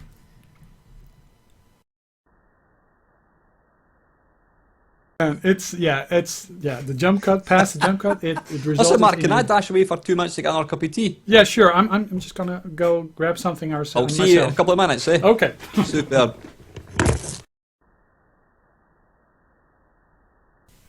Hello. Back again. You fed and watered? I've fed and yeah. I'm only watered. I'm not being fed yet, but it's only what time? It's only 10 to 12. I'll get my lunch in an hour's time anyway. So we've obviously deviated away from handhelds, but I personally think that just listening to people talking about the whole thing's interesting. We don't have to stick to any agenda. I think it's. I mean, I'm having a blast. It's great talking. So, I guess probably some other people will like it as well. I mean, it's quite funny that my Friday waffles, a lot of the time they tend to not even be even about games. And people will say to me that they like listening to me and when they're driving to work and all that kind of thing. And one guy said that he says it makes for standing in the rain waiting on a bus quite interesting. So yeah, it's you almost are becoming some sort of podcast thing then for people. Aye, that's it. I mean, technically this could be a podcast, but I think it's nice to actually see individuals as well. So. Yeah, I tend to watch it. Yeah, I watch all the waffles you do, and I have 3 monitors on my desktop here. And so is my face kind of stretched across all 3? No? Oh no. You've never sleep again. Actually, you are in stereo. You're on one monitor and on the other monitor because the Skype is on one and then the open broadcasting thing is on the other. Oh, right, and I'm in the centre. 5 gigabytes worth of MP4. Let's hope it works. That was about an hour and 20 minutes, I think it was. Yeah, it was. Excellent. It was. Well, I'm good to go for whatever. Oh, yeah. I'm just conscious it's 10 to 12. I mean, we don't want to talk for like 5 hours, whatever. No. I'm quite happy to go for another hour, whatever. Oh yeah, sure, yeah. Why not? Yeah. Of course, now we run out of things to talk about. But have you ever done something with these Android handheld tablets other than go for one of these new ones? You have a Nexus 7 or? I did. Are we recording? Yeah, I'm recording. That's what I wasn't too sure. Yeah, I did. What did I buy myself? I bought myself a Nexus 7. I think it's the same one as you. It's first generation, and it was excellent.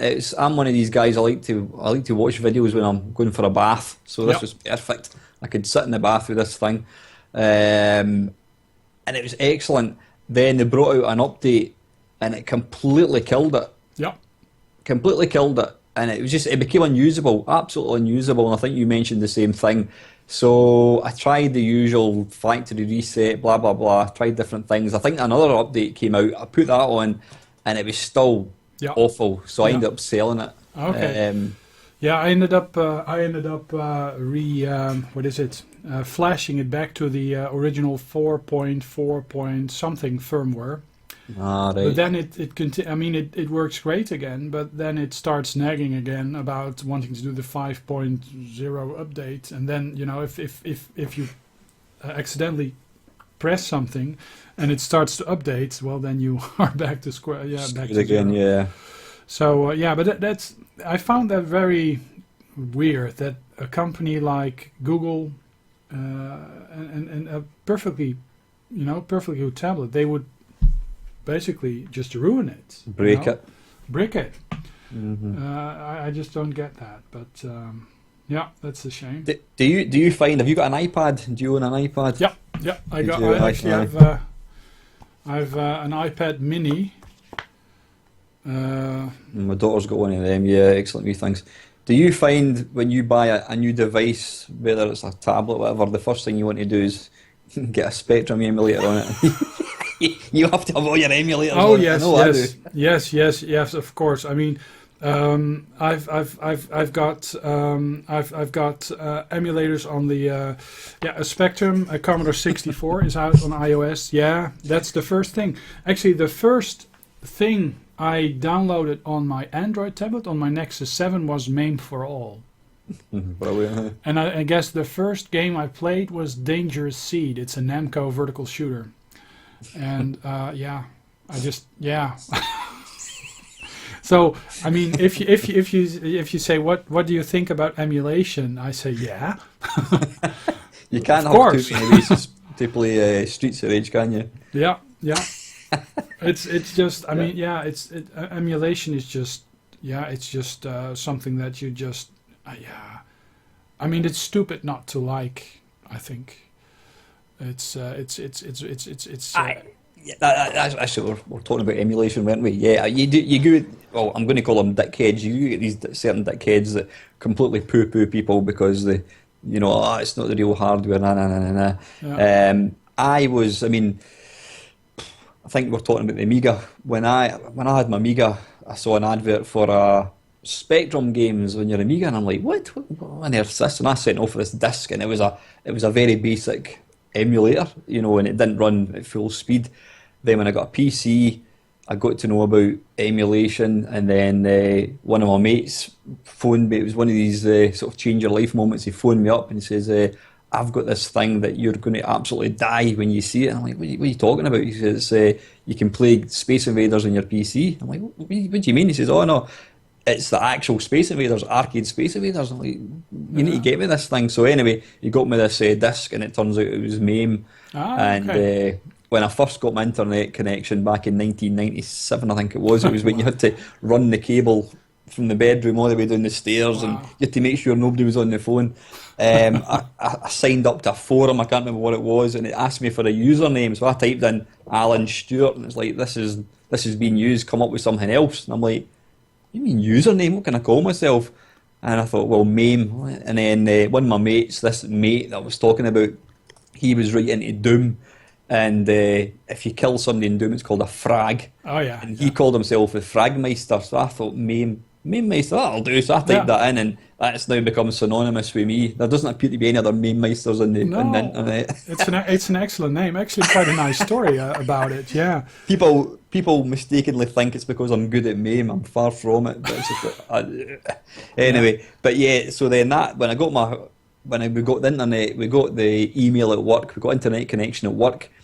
I realised that I actually thought that I could just download any ROM and it would run in MAME. So I was downloading. I had my own office back in the day in this company, and I used to order myself floppy disks, and I'd be sitting typing emails, and I would go to Dave's Video Game Classics, and I'd start downloading games and Yeah. putting them onto floppy disks, and I'd take them home and transfer it. But that's when the whole emulation thing kicked off for me. I realised there's Spectrum emulators, Commodore emulators, Oh yeah. Yeah. everything under the sun.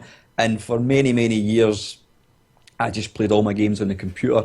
And then it would be about, I don't know when, maybe 6, 7 years ago, a guy on a forum that I'm on, he had something like 50 systems, and he was deciding he didn't want them anymore. And rather than sell them, he put them up for offer. He said, I'd rather people enjoyed them. So I think, what did I get? I got a Dragon 32, I got a BBC Master, Wow. a VIC 20, I think it was. So this was me suddenly getting hardware which I'd never seen for like 20 years. Yeah. And I thought, well, man, I wonder if I could get a Commodore 64, eBay Commodore 64, and then it's just been bum, bum, bum, bum, bum. It's just growing and growing and growing and growing. And I absolutely love playing with real hardware, and I always maintain when you're sitting in front of a PC playing a Spectrum game, it doesn't feel like a Spectrum game. You need to have the full. Yep, absolutely. You need to have the. Where's my one? I'll do better than that. The Competition Pro. No. Yeah, I've got one of them, but yeah, there's my. Oh, that. Oh, yeah. The Atari. Yeah. Can't beat that for Pac-Man. Anyway, yep. I absolutely love real hardware, but I've got to say, the emulation, I mean, if you can forgo the fact that you're sitting in front of a PC monitor, you can use a proper clicky 8-bit joystick and still get the full experience. So emulation for me is utterly fantastic. Yeah. I can play games. There's a system that I've gibbered about for many months. The Sharp X68000. Oh, wow. Yeah. Oh, that. Yeah. It's I've got it emulated as well. It's a phenomenal looking machine. I would kill to have one of these, but they're like hen's teeth. You simply can't buy them. No, and they have a lot of issues. I'm not sure if you're familiar with Luke Morse. Morse one. Yeah. Well, he actually showed quite a few issues he had with his systems, and they're quite common. There's actually a lot of power supply problems and a lot of capacitor problems. So, and actually, I am trying to become better at soldering, because at some point in time we will just have to be able to replace the capacitors and maintain our systems if we are to continue to enjoy them. So, and I actually quite like to get stuck in myself. So I'm not opposed to that, but at some point in time, So I think what you're saying there is that this is a perfect example of, as much as I'd love to have an the X68000, it's the kind of machine, if I did buy one, it would probably end up breaking down and it'd get put in a cupboard and I wouldn't be able to use it. Yep. And through the wonders of emulation, I can enjoy the system flawlessly. It has the most amazing Gradius 2 port, which is a smooth scrolling version of the Gradius 2 Nemesis on the MSX, and it's just, it has arcade perfect ports, and apparently it shared the same hardware. I think it was it the CPS the Capcom CPS. I think a lot of the games were actually developed on the 68,000, the X68000, and basically, it was the Japanese Amiga. Aye, but better. But better. Yeah. Some of the conversions. I acquired a ROM set from somewhere, and I was I had screenshots. In fact, it was a thing called GameBase. I don't know if you're familiar with GameBase. GameBase. I've got that for the Commodore 64. And in fact, you'll not be able to see it, obviously. Let's have a wee look. I have actually done a kind of video of it. GameBase, the last count, it's just loading just now. Yeah, anyway, sorry, I got GameBase for the X68000, and there was maybe like 500 games in it, and I probably had to remove 400 of them because they were like... hentai games. It's off manga, school children type games. Yeah. Very, very, very, very dodgy looking stuff. So I took them off, but some of the conversions is it, what do you call it? Not Slider, what do you call it? Strider. Oh, Strider, oh yeah. I don't know what Slider is. Strider, it's a phenomenal conversion. Ghosts and Ghouls is just absolutely incredible. Yeah. I'm looking here at the moment. I've got, for my game-based collection, I've got Acorn Atom, Acorn Mania, which is a similar, Adventure Vision, which was some kind of LCD thing. I think you could change cartridges. Amstrad, Apple II, Archimedes, Astrocade, Atari 2600, Atari 5200, Atari 7800, Atari 800, Atari ST, BBC, Commodore 128, ColecoVision, Demo Base 64, which is just literally demos. Oh wow! Enterprise. I don't remember that one. I remember the name. It was a computer. Oh, Enterprise, the Enterprise 128. Yes, I remember. Is it? Yeah, I've got a game-based collection. Game-based Amiga, GX 4000, Game Boy Color, Commodore 64, Electron, Lynx, Handheld. That's an interesting one. Handhelds wow. are all the LCD handhelds we're talking about. Cool. I've got a game base for that. Intellivision, Master System, MX1, MX2, N64, Neo Geo Pocket, NES, Odyssey, Oric, the Commodore Plus 4, Sega Genesis, Sega Mega CD, SNES, Spectrum, PC Engine, Texas T199, Vectrex, VIC-20 and X68000. So I've got something like 40 odd systems there, which, so basically if everything that I own stopped working, I've got everything there anyway.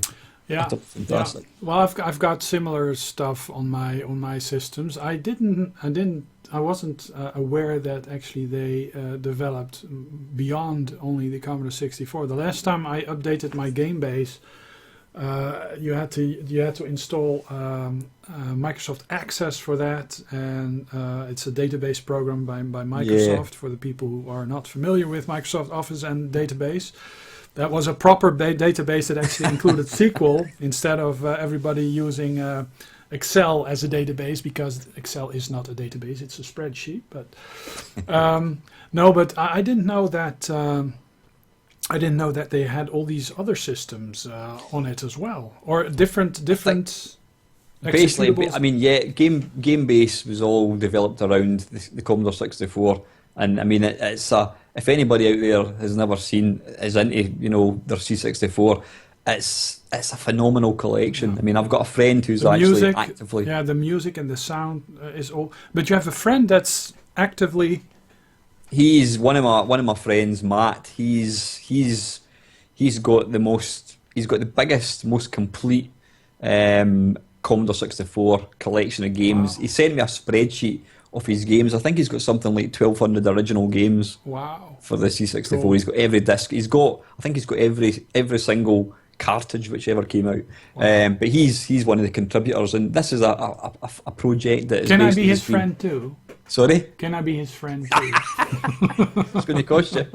Yeah, but it was a collection of Commodore 64 history, and as you say, I mean, you click on any game at all, and then you click on extras, and you've got like the original tape, the original disc, the US Gold version, not in television, whatever. You've got all the different versions of the games.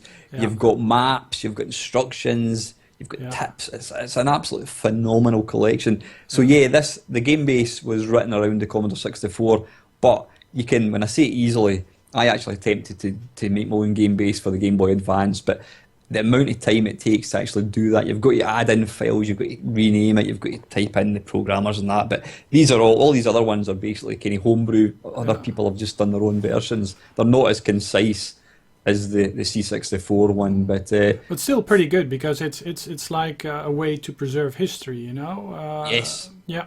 But just sorry, I'm taking over here a wee bit, Mark. Just before I move on, I got probably 90%. I mean, I've been collecting emulation stuff for probably since I've got the internet, probably 15 odd years.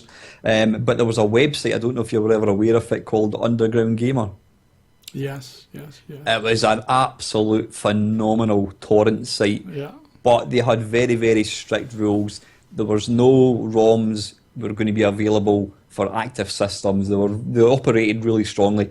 You had to give and get. You couldn't just go up there and, if you went up there and downloaded a torrent, a couple of torrents, within a couple of days your account was suspended, because it's all about sharing. Yeah. So what I used to do, I would download a torrent and I would just leave it there for a couple of weeks and people would be thinking it. So it was very much a give and take, but it was a phenomenal site. See, actually, for the history for old systems. I did not have the most fast internet connection. A friend of mine did. Actually, Costardo, you met him at Replay. Oh, yeah. I was in the same. I was in the same class with him ever since. In what the Americans call high school. In our countries they call it differently, but high school. We were sat next to each other for years and years and years, and he has a similar collection. He has just about as many games as you and I have, just about as many systems. and he was actually quite into the torrent and downloading stuff. You know, he gave me complete Amiga sets and Atari ST sets. You got the good something sets, and yeah, you basically have everything that you want to have. It was given to me, so I didn't have to download, which is a good thing. But if I look at my collection, there's actually quite a huge portion I own myself. So, you know, I don't see any problems with that. And besides, I mean, it's in some instances it's like 40 years old, 30 years old. You know, it's yeah. I mean, the BBC Micro, the Acorn Electron games. I mean, who gives a shit? I mean, it's same goes for Atari and Amiga. I mean, they're not gonna bring those out to modern consoles. You know, it's just basically dead bytes. To us, they're not dead bytes, but they are commercially. Mm-hmm. So yeah, nothing wrong with that whatsoever. Yeah, I've actually in my game room, it's on the other side of the wall, I have a PC, which is in a Cooler Master Tower. It's like a huge honking thing. It's almost like that black slab from Space Odyssey 2001, you know, where the monkeys are touching it. It has 6 hard drives in it, and it's filled to the brim with ripped files, discs, games. Yeah, and I've also been into emulation ever since I did the Spectrum thing on the Commodore 64. Sparkade, for example, that was an emulator. That's right. Sparkade, that was a huge emulator before MAME came out. MAME was that was MAME actually originated in Italy. Nicola Samuel or something. Yeah. And actually, the MSX,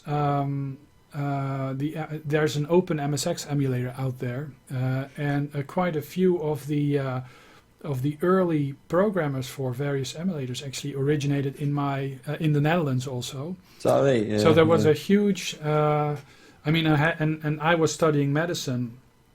I didn't want to work, and I thought, well, I was lucky to be able to go study.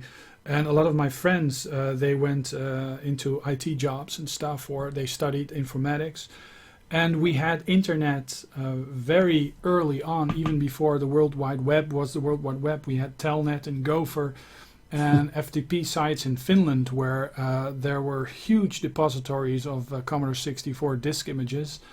And the first Commodore 64 emulator, that was C64S, by Mia Petrol. It was like full screen bump. You have to use the F keys. Aye, it's actually a really good emulator. It's a bit fiddly to use, but you had to use the Alt and some the Alt key and then some capitals and stuff.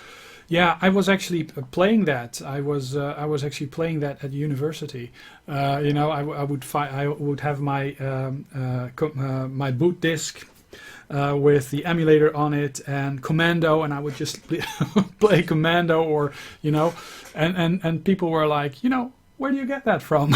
Well, from Finland, FTP Thunet Phi. That's actually still a site, an FTP site that has a lot of Amiga software, a lot of Commodore 64 software, and yeah. I was actually working. I actually had a job working to be able to pay my phone bills because I was online, and in the Netherlands and probably in the UK as well. The first 56K modems, you know, in that bulletin boards and stuff, we would have to pay by the minute. And in the US, they had free local calls, so they would be online, regardless. I mean, you only have to pay a monthly fee. With us, it was paying for the minutes. But I actually worked a job to be able to do that, to be able to remain in touch, and of course be at the university online. But I guess being on the internet so early at that age and at that time, a lot of people who were on the internet were our age. I mean. Linus Torvald, the guy who created Linux, he had contacts with some of my friends at university. I mean, he's probably our age, you know, he's like 40 something, 45, 46 perhaps. So, I mean, they were interested in the old computers as well. I mean, they programmed them. So no wonder that emulation in our generation is such a huge thing. I guess if you ask a 20-year-old, you know, yeah, Commodore 64 emulation, Spectrum emulation, you know, they will just go like, you know, whatever. Look at you, Yeah. So that's... Well, I always find kind of an interesting thing is, I mean, obviously back as a teenager, well, I wasn't so much a teenager, I was more, I mean, I was one of the early adopters. I'd be sort of early 20s. My mates, we all had computers, you know, had two base mates back then, or three or four, I suppose. One of them had a C64, one of them had a Spectrum, another one had what did he have, an Electron. And, you know, 30 years on, I've never lost I suppose I did lose, I mean, when I got my Atari ST, I sold my C64 to get my ST, then I sold that to get my Amiga. These years in between, I didn't think about the Commodore 64 because as far as I was concerned, I just wanted rid of that. I wanted this new sparkly new 16-bit machine. But it was only maybe 10 years on when suddenly I realised that I had the ability to play a Commodore 64 game again through emulation. That's what then sparked the whole nostalgia thing for me. And what's interesting is quite a few of my mates, they've got absolutely no interest in retro games. I keep saying I hate that term retro. I really don't like it, but it's easy to use. They've got no interest in Spectrums or C64s, and I totally get it because if you're looking at face value, it's like, why would you know, you're almost 50 years old. Why are you playing a game Manic Miner? That's ridiculous. Look, you've got an Xbox 360 over there. You know, why do you want to play it? For me, it's a nostalgia. You are probably one of the few people that actually can appreciate the fact that in the title screen there was this little piano playing with three voices at the same time. Manic Miner, that the title screen has. I mean, I'm not sure if you're into programming, but when I was just fascinated by computers, especially the Pong machine. I really wanted to know what was inside. So when the batteries actually corroded the machine and my father was actually taking it apart, I was all over it, you know, like trying to see what was in there. Well, just a small board and a blob with a chip underneath. But I was actually quite intrigued in computers and programming. So when we got the Commodore 64, my mom actually got it. It was for programming purposes only, until she saw us playing, I think, sorcery or something. And then it was perfectly fine for us to play games. And my mom actually turned out to be quite a gamer herself. She's in her 70s now, but I mean, if I were to, and I may actually do that, if I were to put a Commodore 64 in her home with a 1541 Ultimate, she'd be all over it. Fantastic. But yeah. I totally forgot what I was talking about now, but yeah, I was just talking about how, you know, what attract. I mean, why are you and I so much into like playing these old games, whereas other people who probably played them back in the day don't have any interest? Why do you play old games? Yeah, well, is it a nostalgia thing? Is it because the games are good? Or I think for me, it's, you know, for me. Everything is a continuum, I guess, more of a continuum. I mean, I was a kid, and then I was an older kid, and then I was an adult kid, and then I was an adult. But I still have this.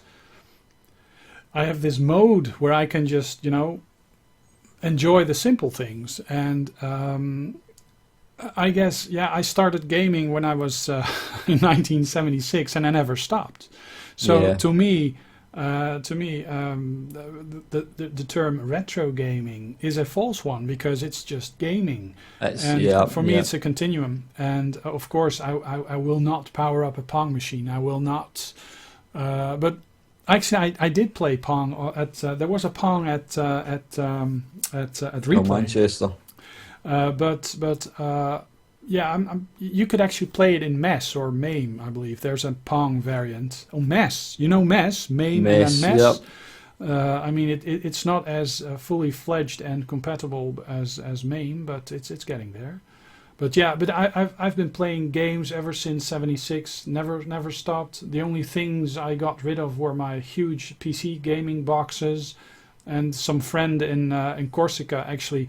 He sent me back all the PC boxes that he could find, a big box. So I have a whole cabinet filled with old PC games now. And I was lucky that I got to store quite a few of my stuff, quite a bit of my stuff at my parents' place when I was away studying and stuff. And actually, when I moved house, my first real house, then my parents made me, take all the stuff from their loft, and that's actually the point where I threw out my PC boxes because I didn't have the room for it. But I kept everything ever since. So yeah, I'm a gamer, and I even play the modern stuff. I think for me, I mean, it's a massive part of it is nostalgia. I think, I mean, like us all now, we're now adults, we've got dependents, we've got jobs to keep, we've got the pressures of work, we've got all the adulty pressure that comes with being an adult. And in you and I, our case, I mean, we've both lost our father. I've lost my mum as well, so they're now gone. And I think it's the one thing, I suppose it's similar to watching a film, it's the one element of my life that I can dip back into, and I'm suddenly sat in my bedroom, I'm 18 years old again, my mum's coming in with a cup of tea for me, and I'm sitting playing my Commodore 64, and I can revisit that today, tomorrow, whenever. When I fire up these games, it kind of, for that time, I'm no longer Alan Stewart, the grown up, the person who's got a job. I'm just this kid again, because you really don't, mentally wise, you don't actually go beyond this. I don't think I've aged mentally probably any more than about 25 years old. I'm still the same. I'm getting older looking. I've got lines. I've got grey hair. I'm not. I don't think that's ever going to change. And when I go back into that, I can actually experience it firsthand, just what I'm doing, and it takes me back to. And that's why a lot of the games that I play are probably rubbish, but it invokes such happy memories. Yeah. It's fantastic. Yeah, for me as well. I guess. Actually, I'm not sure if you watch him, but Dean, Escape to Gaming. I'm not sure if you're familiar with him. I've heard of him. I don't follow him. I mean, he's even older than us. He's like 52 or 53. Is that possible?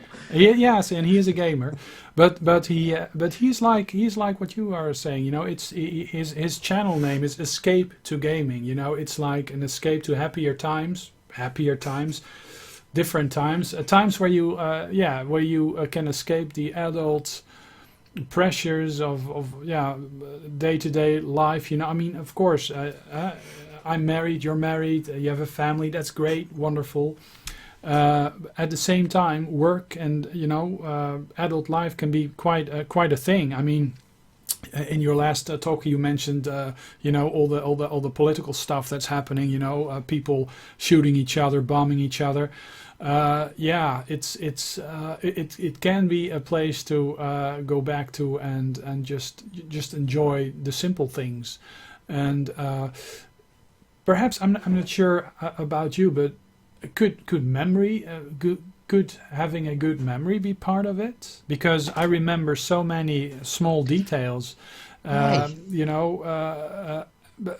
like I don't even have to search for it. I can. It's like almost an absolute memory that I have for that era.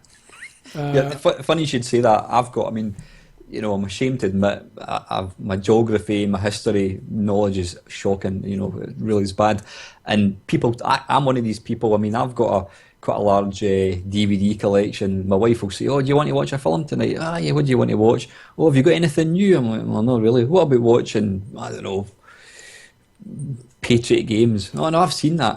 I says, "It's a good film." "No, I've seen that." So she doesn't want to watch any film that she's seen, whereas because I've got an abysmal memory for films, I can watch a film again, and to me it's like watching a new film again.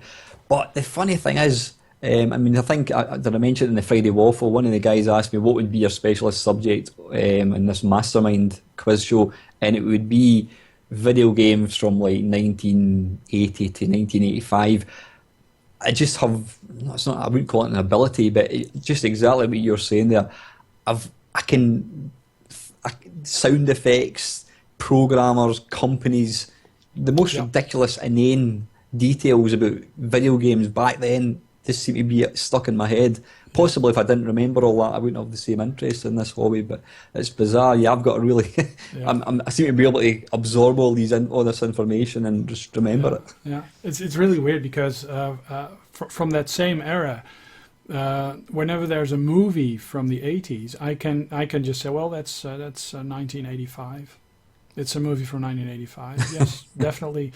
And then the wife goes to look it up in the Internet Movie Database, and it's exactly 1985. You know, it's like I can't do it for most modern movies. That's that good, but yeah. You know, I'm a bit different with movies though, because I tend to remember movies minute for minute, even if I've watched them like 10 years ago. So, but for me, if a good movie is good, then I don't mind, you know. But I tend to have this crazy memory. The funny thing is, just you've touched on something there. I don't know what it is, but from sort of, I would say probably my high school years, 1980 to probably 1988, possibly the 80s. That's when I was a teenager. I seem to be able to recall.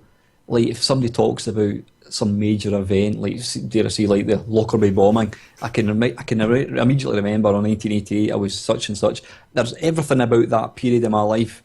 Yeah. It seems to be etched in stone. I can remember the details. If you get a song, Pet Shop Boys, blah blah blah. Yeah. I'll go, that was 1984, or that was such and such. That was 1986. I guess it has to do with the fact that it's a period in your life where you are coming of age. And a lot of things are changing, you know. I mean, little Alan that is playing his video games in the bedroom, and Mom is bringing him a cup of tea. To Alan that is out in the world doing a job. It's like after you're married and you work your job.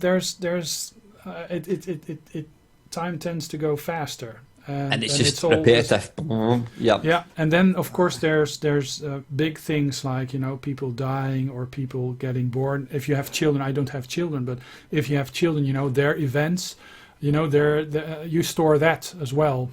But I guess it's we're just hardwired to store events and impressions like that. I mean, Elise and me, we both are quite into our English music, and you mentioned Pet Shop Boys and stuff, you know. Both of us we're actually still listening to that kind of music. I mean, in the car, and when I drive to work, I do listen to the modern music as well. I mean, I think the new song that Adele has put out is quite nice. But I mean, if there's Don Henley with the Boys of Summer or something like that, you know, or Phil Collins song, or Genesis song, or you know, Dire Straits or something. Then you know, I'm just all over the place. I turn up the volume, and you know, would I have the same response to a song that was a hit in 1995? No, not necessarily. Yeah, you probably couldn't even remember anything significant in 1995. Perhaps it was Rick Astley or something. No, he was from... he was 87. He was 87, yes. But it's just, you know, talking about that, one of my groups that I loved as a kid was the Specials. I don't know if you're aware of them. No. Specials. Have you heard of Madness? Yeah, Madness, yes. Madness. Well, back in late 70s, there was called ska music. And originates from Jamaica. Reggae, like an offspring. Aye. And one of the big groups was, there was Madness. Then there was one called the Specials that came from Coventry, and they were quite political. It was all, you know, during the sort of like depression in the UK. Margaret Thatcher was in power, and they were very much kind of quite outspoken. And that was the first group that I really, really got to like. And me and my mate, we ended up like forming a band, and we used to, like, folk from the school used to come to my house to watch us play, and it was just ridiculous. But cool. I stopped listening to the Specials probably in 1983, something like that, 1983, 1984. I never listened to Specials And then about 5 years ago, lo and behold, I got an email through saying that the Specials were playing Glasgow, playing in concert. And I'm like, I didn't even know this still existed.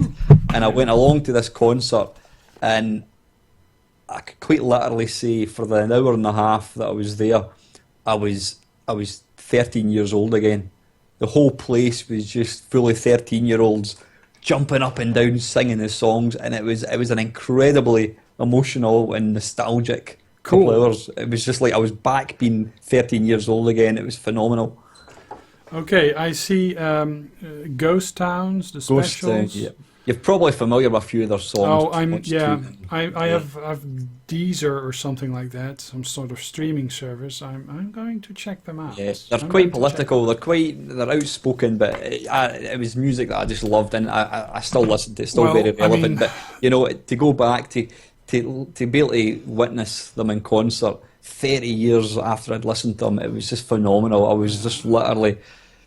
I mean, the guy that I went along with, he's a high court, I think he's a judge, he's a very, very senior in the law. He was beside me, we were both just jumping up and down, and it was just like, awesome, cool. Absolutely awesome. Cool. But yeah, I don't know what it is, yeah, as you say, maybe it's just because you're coming of age, but a year in the 80s for me, I could break it down into weeks.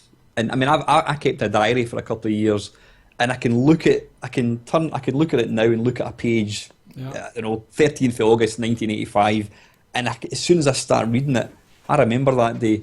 I remember my friend coming down, and we played football outside. Then we played Beachhead for a couple of hours. Then we went up to the computer club. I can remember that. I can remember it was like it was yesterday. Yeah, same here. I was talking to Custardo. You met him at Replay. Yeah. I still remember that evening or that afternoon. It was actually around this time of year when it was already dark out quite early, and we're in a different time zone, so it's even dark earlier than in your neck of the woods. Like around 4, it actually becomes dusk. It's getting dark here about 4, 4:30 now. Yeah.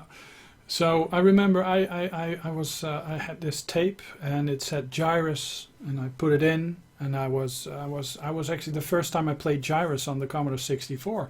Actually, Custardo, Erwin, he was coming over, and I just remember that how he came over, and then I got to show off an amazing game on the Commodore 64, and remember playing games for the first time. What I did, almost like being there. I mean, if I could screw a light bulb in the back of my head and my eyes could project, I wonder how complete the image and all the sounds are. It's crazy. Yeah, I have a similar experience like that. Yeah, just having so many. It's like rewinding a videotape and pressing play. It's crazy, but I have a crazy memory. I can remember things from being 2 years old, and if I tell my mom, I can tell my mom certain facts that are not on photos, not on they're just things I picked up when I was 2, and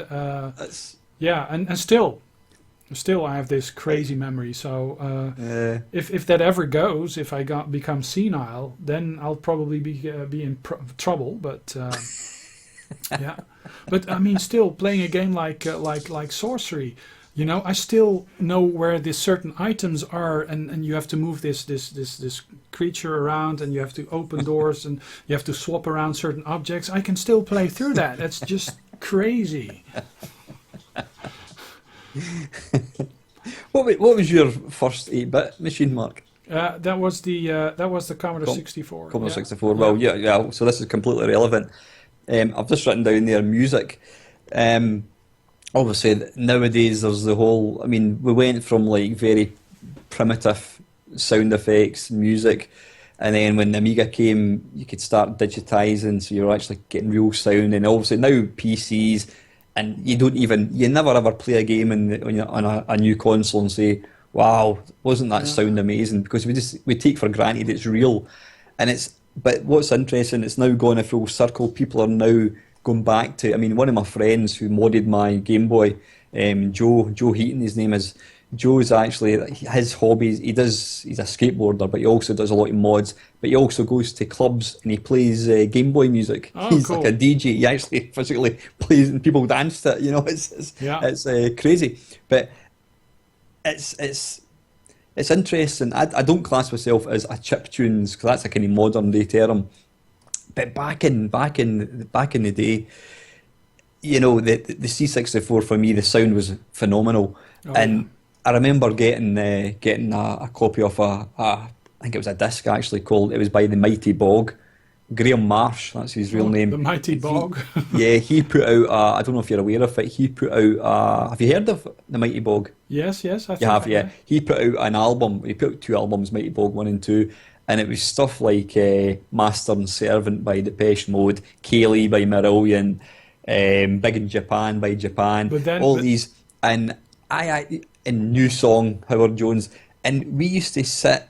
I mean, we used to sit in my bedroom, we'd be talking and just talking whatever, and rather than playing albums, we'd sit and listen to this Commodore 64 music. yeah, yeah, In fact, you and I both put out a video a few months back about music that was really nostalgic to us and the memories it invokes and why. And it's hard to explain to somebody now, thinking, you know, but that's rubbish.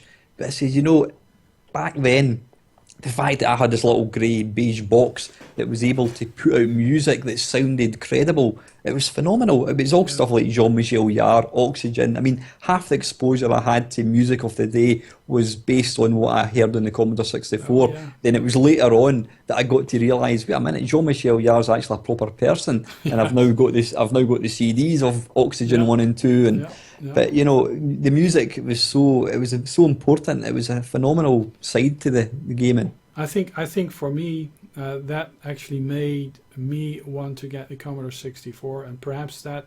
I think the keyboard, you know, the fact that it looked like a proper PC, because both of them were on sale at the same time, and the Spectrum was a great deal, and the Commodore 64 was less of a deal, but it had the proper keyboard and it had great sound. And I already had my mom listen to a few demos. There was a Rob Hubbard synth sample, a Rob Hubbard thing that we listened to, and that was just so phenomenal that my mom actually caved and said, "Well, okay, we're gonna go for the Commodore 64." I didn't get it when it was first released. It took a couple of years for us to get it though. That drop in price, because when it was out there for the first, I think for the first couple of years, it was 999 guilders, which is just, I mean, you're not gonna get that kind of money for a birthday present ever. What would that have been in pounds? Do you know, pounds sterling? I guess it would have been over half of my dad's wages, monthly wages, or perhaps even his Aye. wages. You know, but yeah, I think it would have been.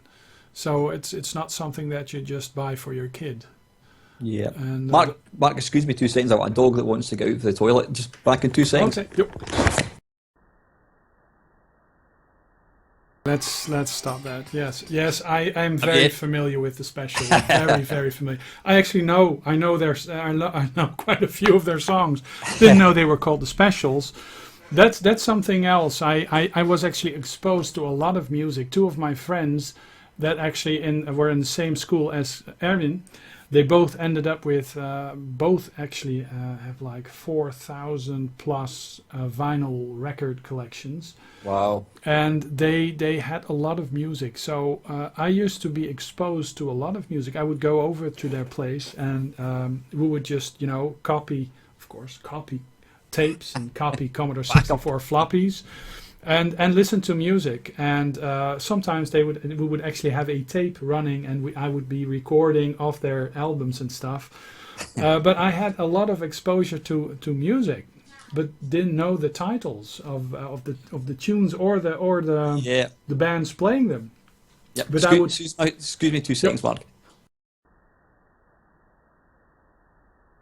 Yeah, sorry. Yeah, so yeah, you were exposed to a lot of the Of the you know, of the music, music. and I just didn't end up, you know, getting the names of the bands and stuff. So quite a few of the of that stuff, you know, like the specials. I mean, I've listened to that. Yeah.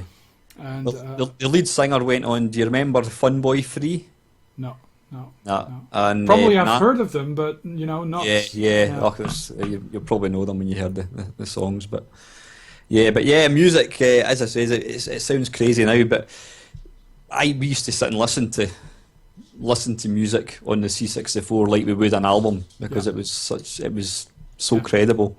Actually, today, I mean, you were telling about people modding their Game Boys, and with it has stereo out, but they have these sound tracker module trackers. They actually are playing modified Amiga music on the Game Boy, but also there's this guy Marcus. He's a German guy. He's a multi-talented dude.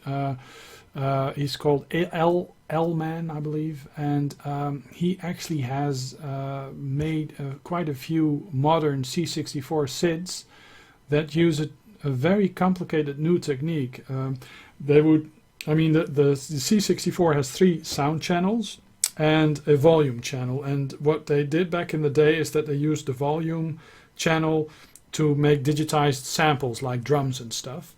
But now this guy actually uses all the voices as well to have some sort of samples going on.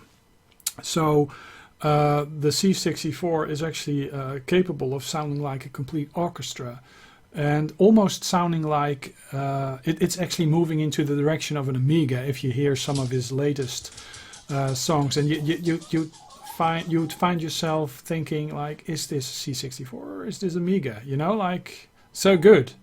I mean, Incredible. obviously it's C64, but it's they are using and discovering new techniques to coax even more. So are there actual like demos available that are being put out now? Yep. Are there really? Yeah. So L-Man, actually, I'll perhaps put a link down below. That would be in the excellent. YouTube thing, or on the Facebook, because you got to listen to that. It's amazing. It really is amazing. Yeah, I was watching a bit of that Bedrooms to Billions, the film, and they're obviously interviewing Martin Galway, and he's one of my him and Rob Hubbard, to me, they're on a sort of pretty much a par. They were both completely unique sounding, but what Martin Galway was explaining was he used to obviously had 3 sound channels, but he used to like flick between them so fast that it gave the impression that there was more happening, and so that's why a lot of his like a chord there. You had this, like, if you listen to Rambo music, it's very it's got a really distinct sound. But what they were doing was just phenomenal. That Rambo tune, man, the way it started with that very low bass, and then it just ramped up. Goose pimples still. Yeah. I would just sit and listen to that. I don't know if you remember a demo called Shades. Shades, I mean, perhaps people who are into Commodore 64, they'll know, but Shades also, it has this amazing tune. Certain demos, I used to watch and view a lot of demos, still do actually, if new demos come out. I mean, my Commodore 64 really is a demo playing machine also, because I'm still quite into that kind of music. My musical taste is quite broad, but yeah, C64 music. I mean, I'm not a person that just wants to listen to Atari 8-bit music, because there's a huge following of that as well, or Game Boy music, or I'm mostly C64 chip tunes, but and regular music, but I really dig that band that you just honestly, that's excellent. I mean, it's still they're one group that we could probably, they're kind of like the Kaiser Chiefs of their day sort of thing. They're still totally relevant. Excellent. Listen, Mark, sorry for being a bit cheeky. I'm probably going to have to wrap it up. Well, we did manage to actually add over 51, 52, 53 minutes to it. So we've got almost 2 hours worth then, I take it. Yes, perhaps do a 2-parter, or just splice it all together and just yourself, mate. Yeah, I'm just going to put it together in a whole big thingy, and I'll announce it, and it's going to be a huge shout out to your channel as well. Excellent.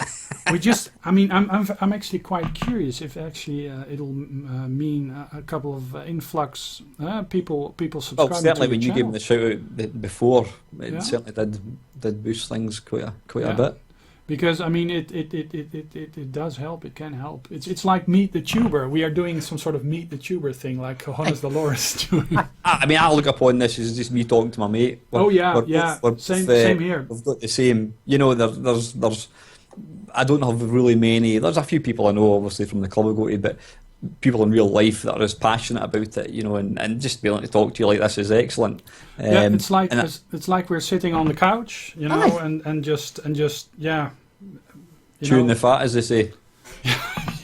Excellent. No, I mean, I think we definitely need to have make this. I'm not saying we make it every single week, whatever, but certainly make it We could you do know, it again. a follow-up We could to do it again. If and if people watch it, it's cool. And if people are not watching it, we'll just not record it, but still do it. Absolutely, absolutely. But I personally enjoy videos like this more than anything else. I'm not a big fan of unboxings or Yeah. you know. I mean, Yeah. what always kind of amazes me is the number of what do you call it? The number of, like, there's a lot of channels out there that they play games, but they don't talk. It's just yeah, just only to get and I don't get that at all. I understand why it exists, but yeah, it's easy. It's easy, and a lot of people are shy. I mean, it does take quite a bit of guts to actually sit in front of a camera and just, you know, I mean, only realizing that you know it's going to be watched by you know a dozen people or even more, 100 people or even more, you know. That's quite intimidating for people, but you just, I mean, if you imagine talking to a friend, then it becomes less of a difficult thing. yeah, that's. I mean, I very occasionally dip back into my some of the early video games, some of the early videos I put out, and they're cringeworthy. You know, it's like, hello, welcome to my YouTube channel. Today I'm going to, and it's like, but I think what's changed is when I make a video, when I do the Friday waffle, I'm talking to you and I'm talking to everyone else. I'm just Yeah. Whereas I'm not just looking at a camera, I am talking to people. I now know people who I'm talking to, Yeah. which makes it a bit easier, I think. Well, and you really get to know people because I've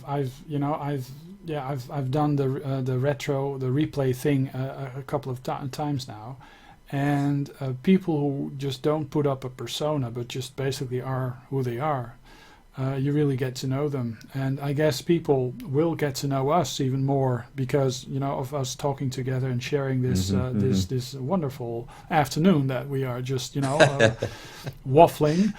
But The funny thing is, I mean, I was gutted that I can honestly put my hand on my heart and say that the second I got into Manchester, I was just looking for you, and the whole day, where's Mark there? And I knew you were tall and I couldn't see, and literally I found you just as I was having to leave. Yeah, that sucked. I mean, but I had a similar thing because you really, I mean, the way it was set up, it really was very hard to actually find the person. I mean, Erwin and Dave Webster. We the second day we went back, and I went early because they wanted to do something else, and I went early, and I thought, well, we'll just meet up, and I just couldn't find them for the longest time, and I ended up in a video of someone that I was trying to find, but you know, I see myself just walking in the background, you know, and just like, "Wah!" What's I mean, there's a lot of people who are totally guarded about the internet. Oh, paedophiles, and you need credit cards, and you need to be careful what you're doing. I mean, I have met you for 5 minutes, but we came on here today. How's it going, Mark? Yeah, that's fine. Yeah, cool. I feel like I know you, and it's probably because we you know, you watch each other, and it's a phenomenal kind of, you know, outlet.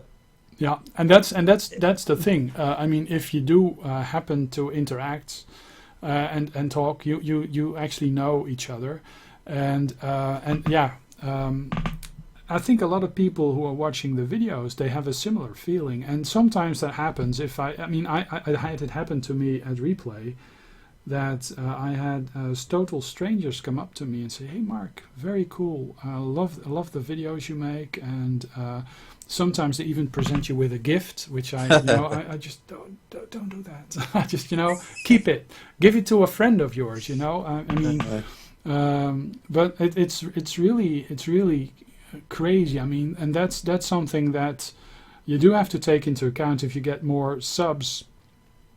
That you will get recognized at places. I mean, even I was in Utrecht. It's a town in the center of the Netherlands. I was out shopping with the wife, and that was still when I was 1,500. I had 1,500 subscribers. Oh man! Actually, I had a guy come up to me. I was standing out in front of the shop, and he said, "Hey, you're Lactobacillus," in Dutch. Then you're Lactobacillus. Oh, I watched your videos, and I was like, what?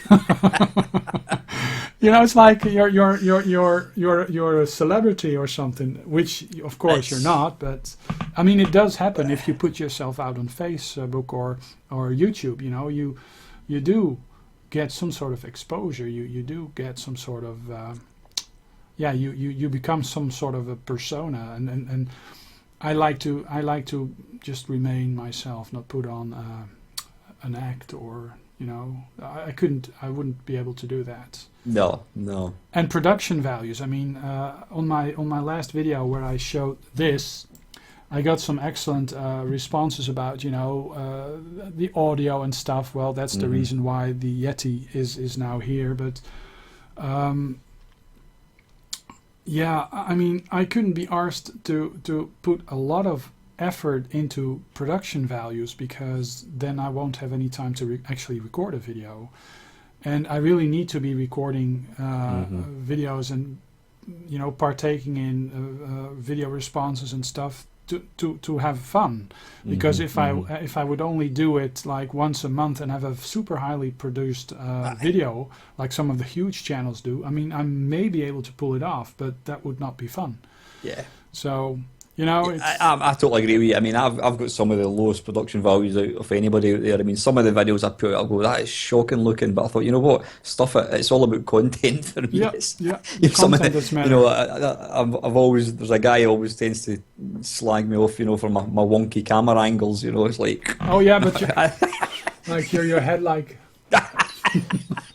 It was only after recording that I realised, bollocks, and I think I tried to zoom in, but the software that I used. Oh, that's my door. Listen, Mark, I'm going to finish up, mate. Is that okay? It's okay. Well, people, we're just going to say goodbye to the good folk of YouTube. We had a good time talking. Great time talking. We are definitely going to do that again, off or on camera. Let us know down below in the video if you liked it. Give us some feedback. And, well, if you want to, share some of your stories, you can do a video response. Do check out Alan's channel also, because he needs more subscribers. He does. Back in two. Hang on, guys. Back in two. This actually happened quite a few times. It's the busy house of the Mamemeister.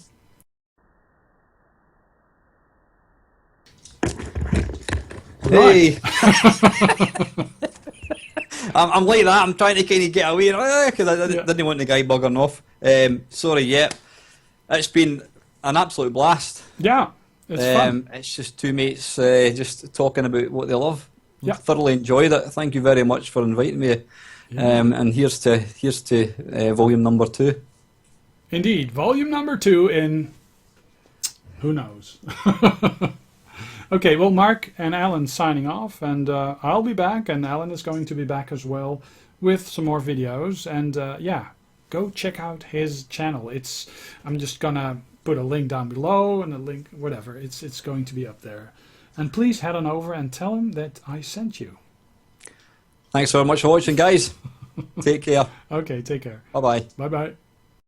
Now, that was 2.5 hours of watching or listening to, and I had a great time. Ellen also had a great time. It was actually like meeting up and hanging out and yeah, just talking. And I hope you guys enjoyed it. And I'll be back with another video soon.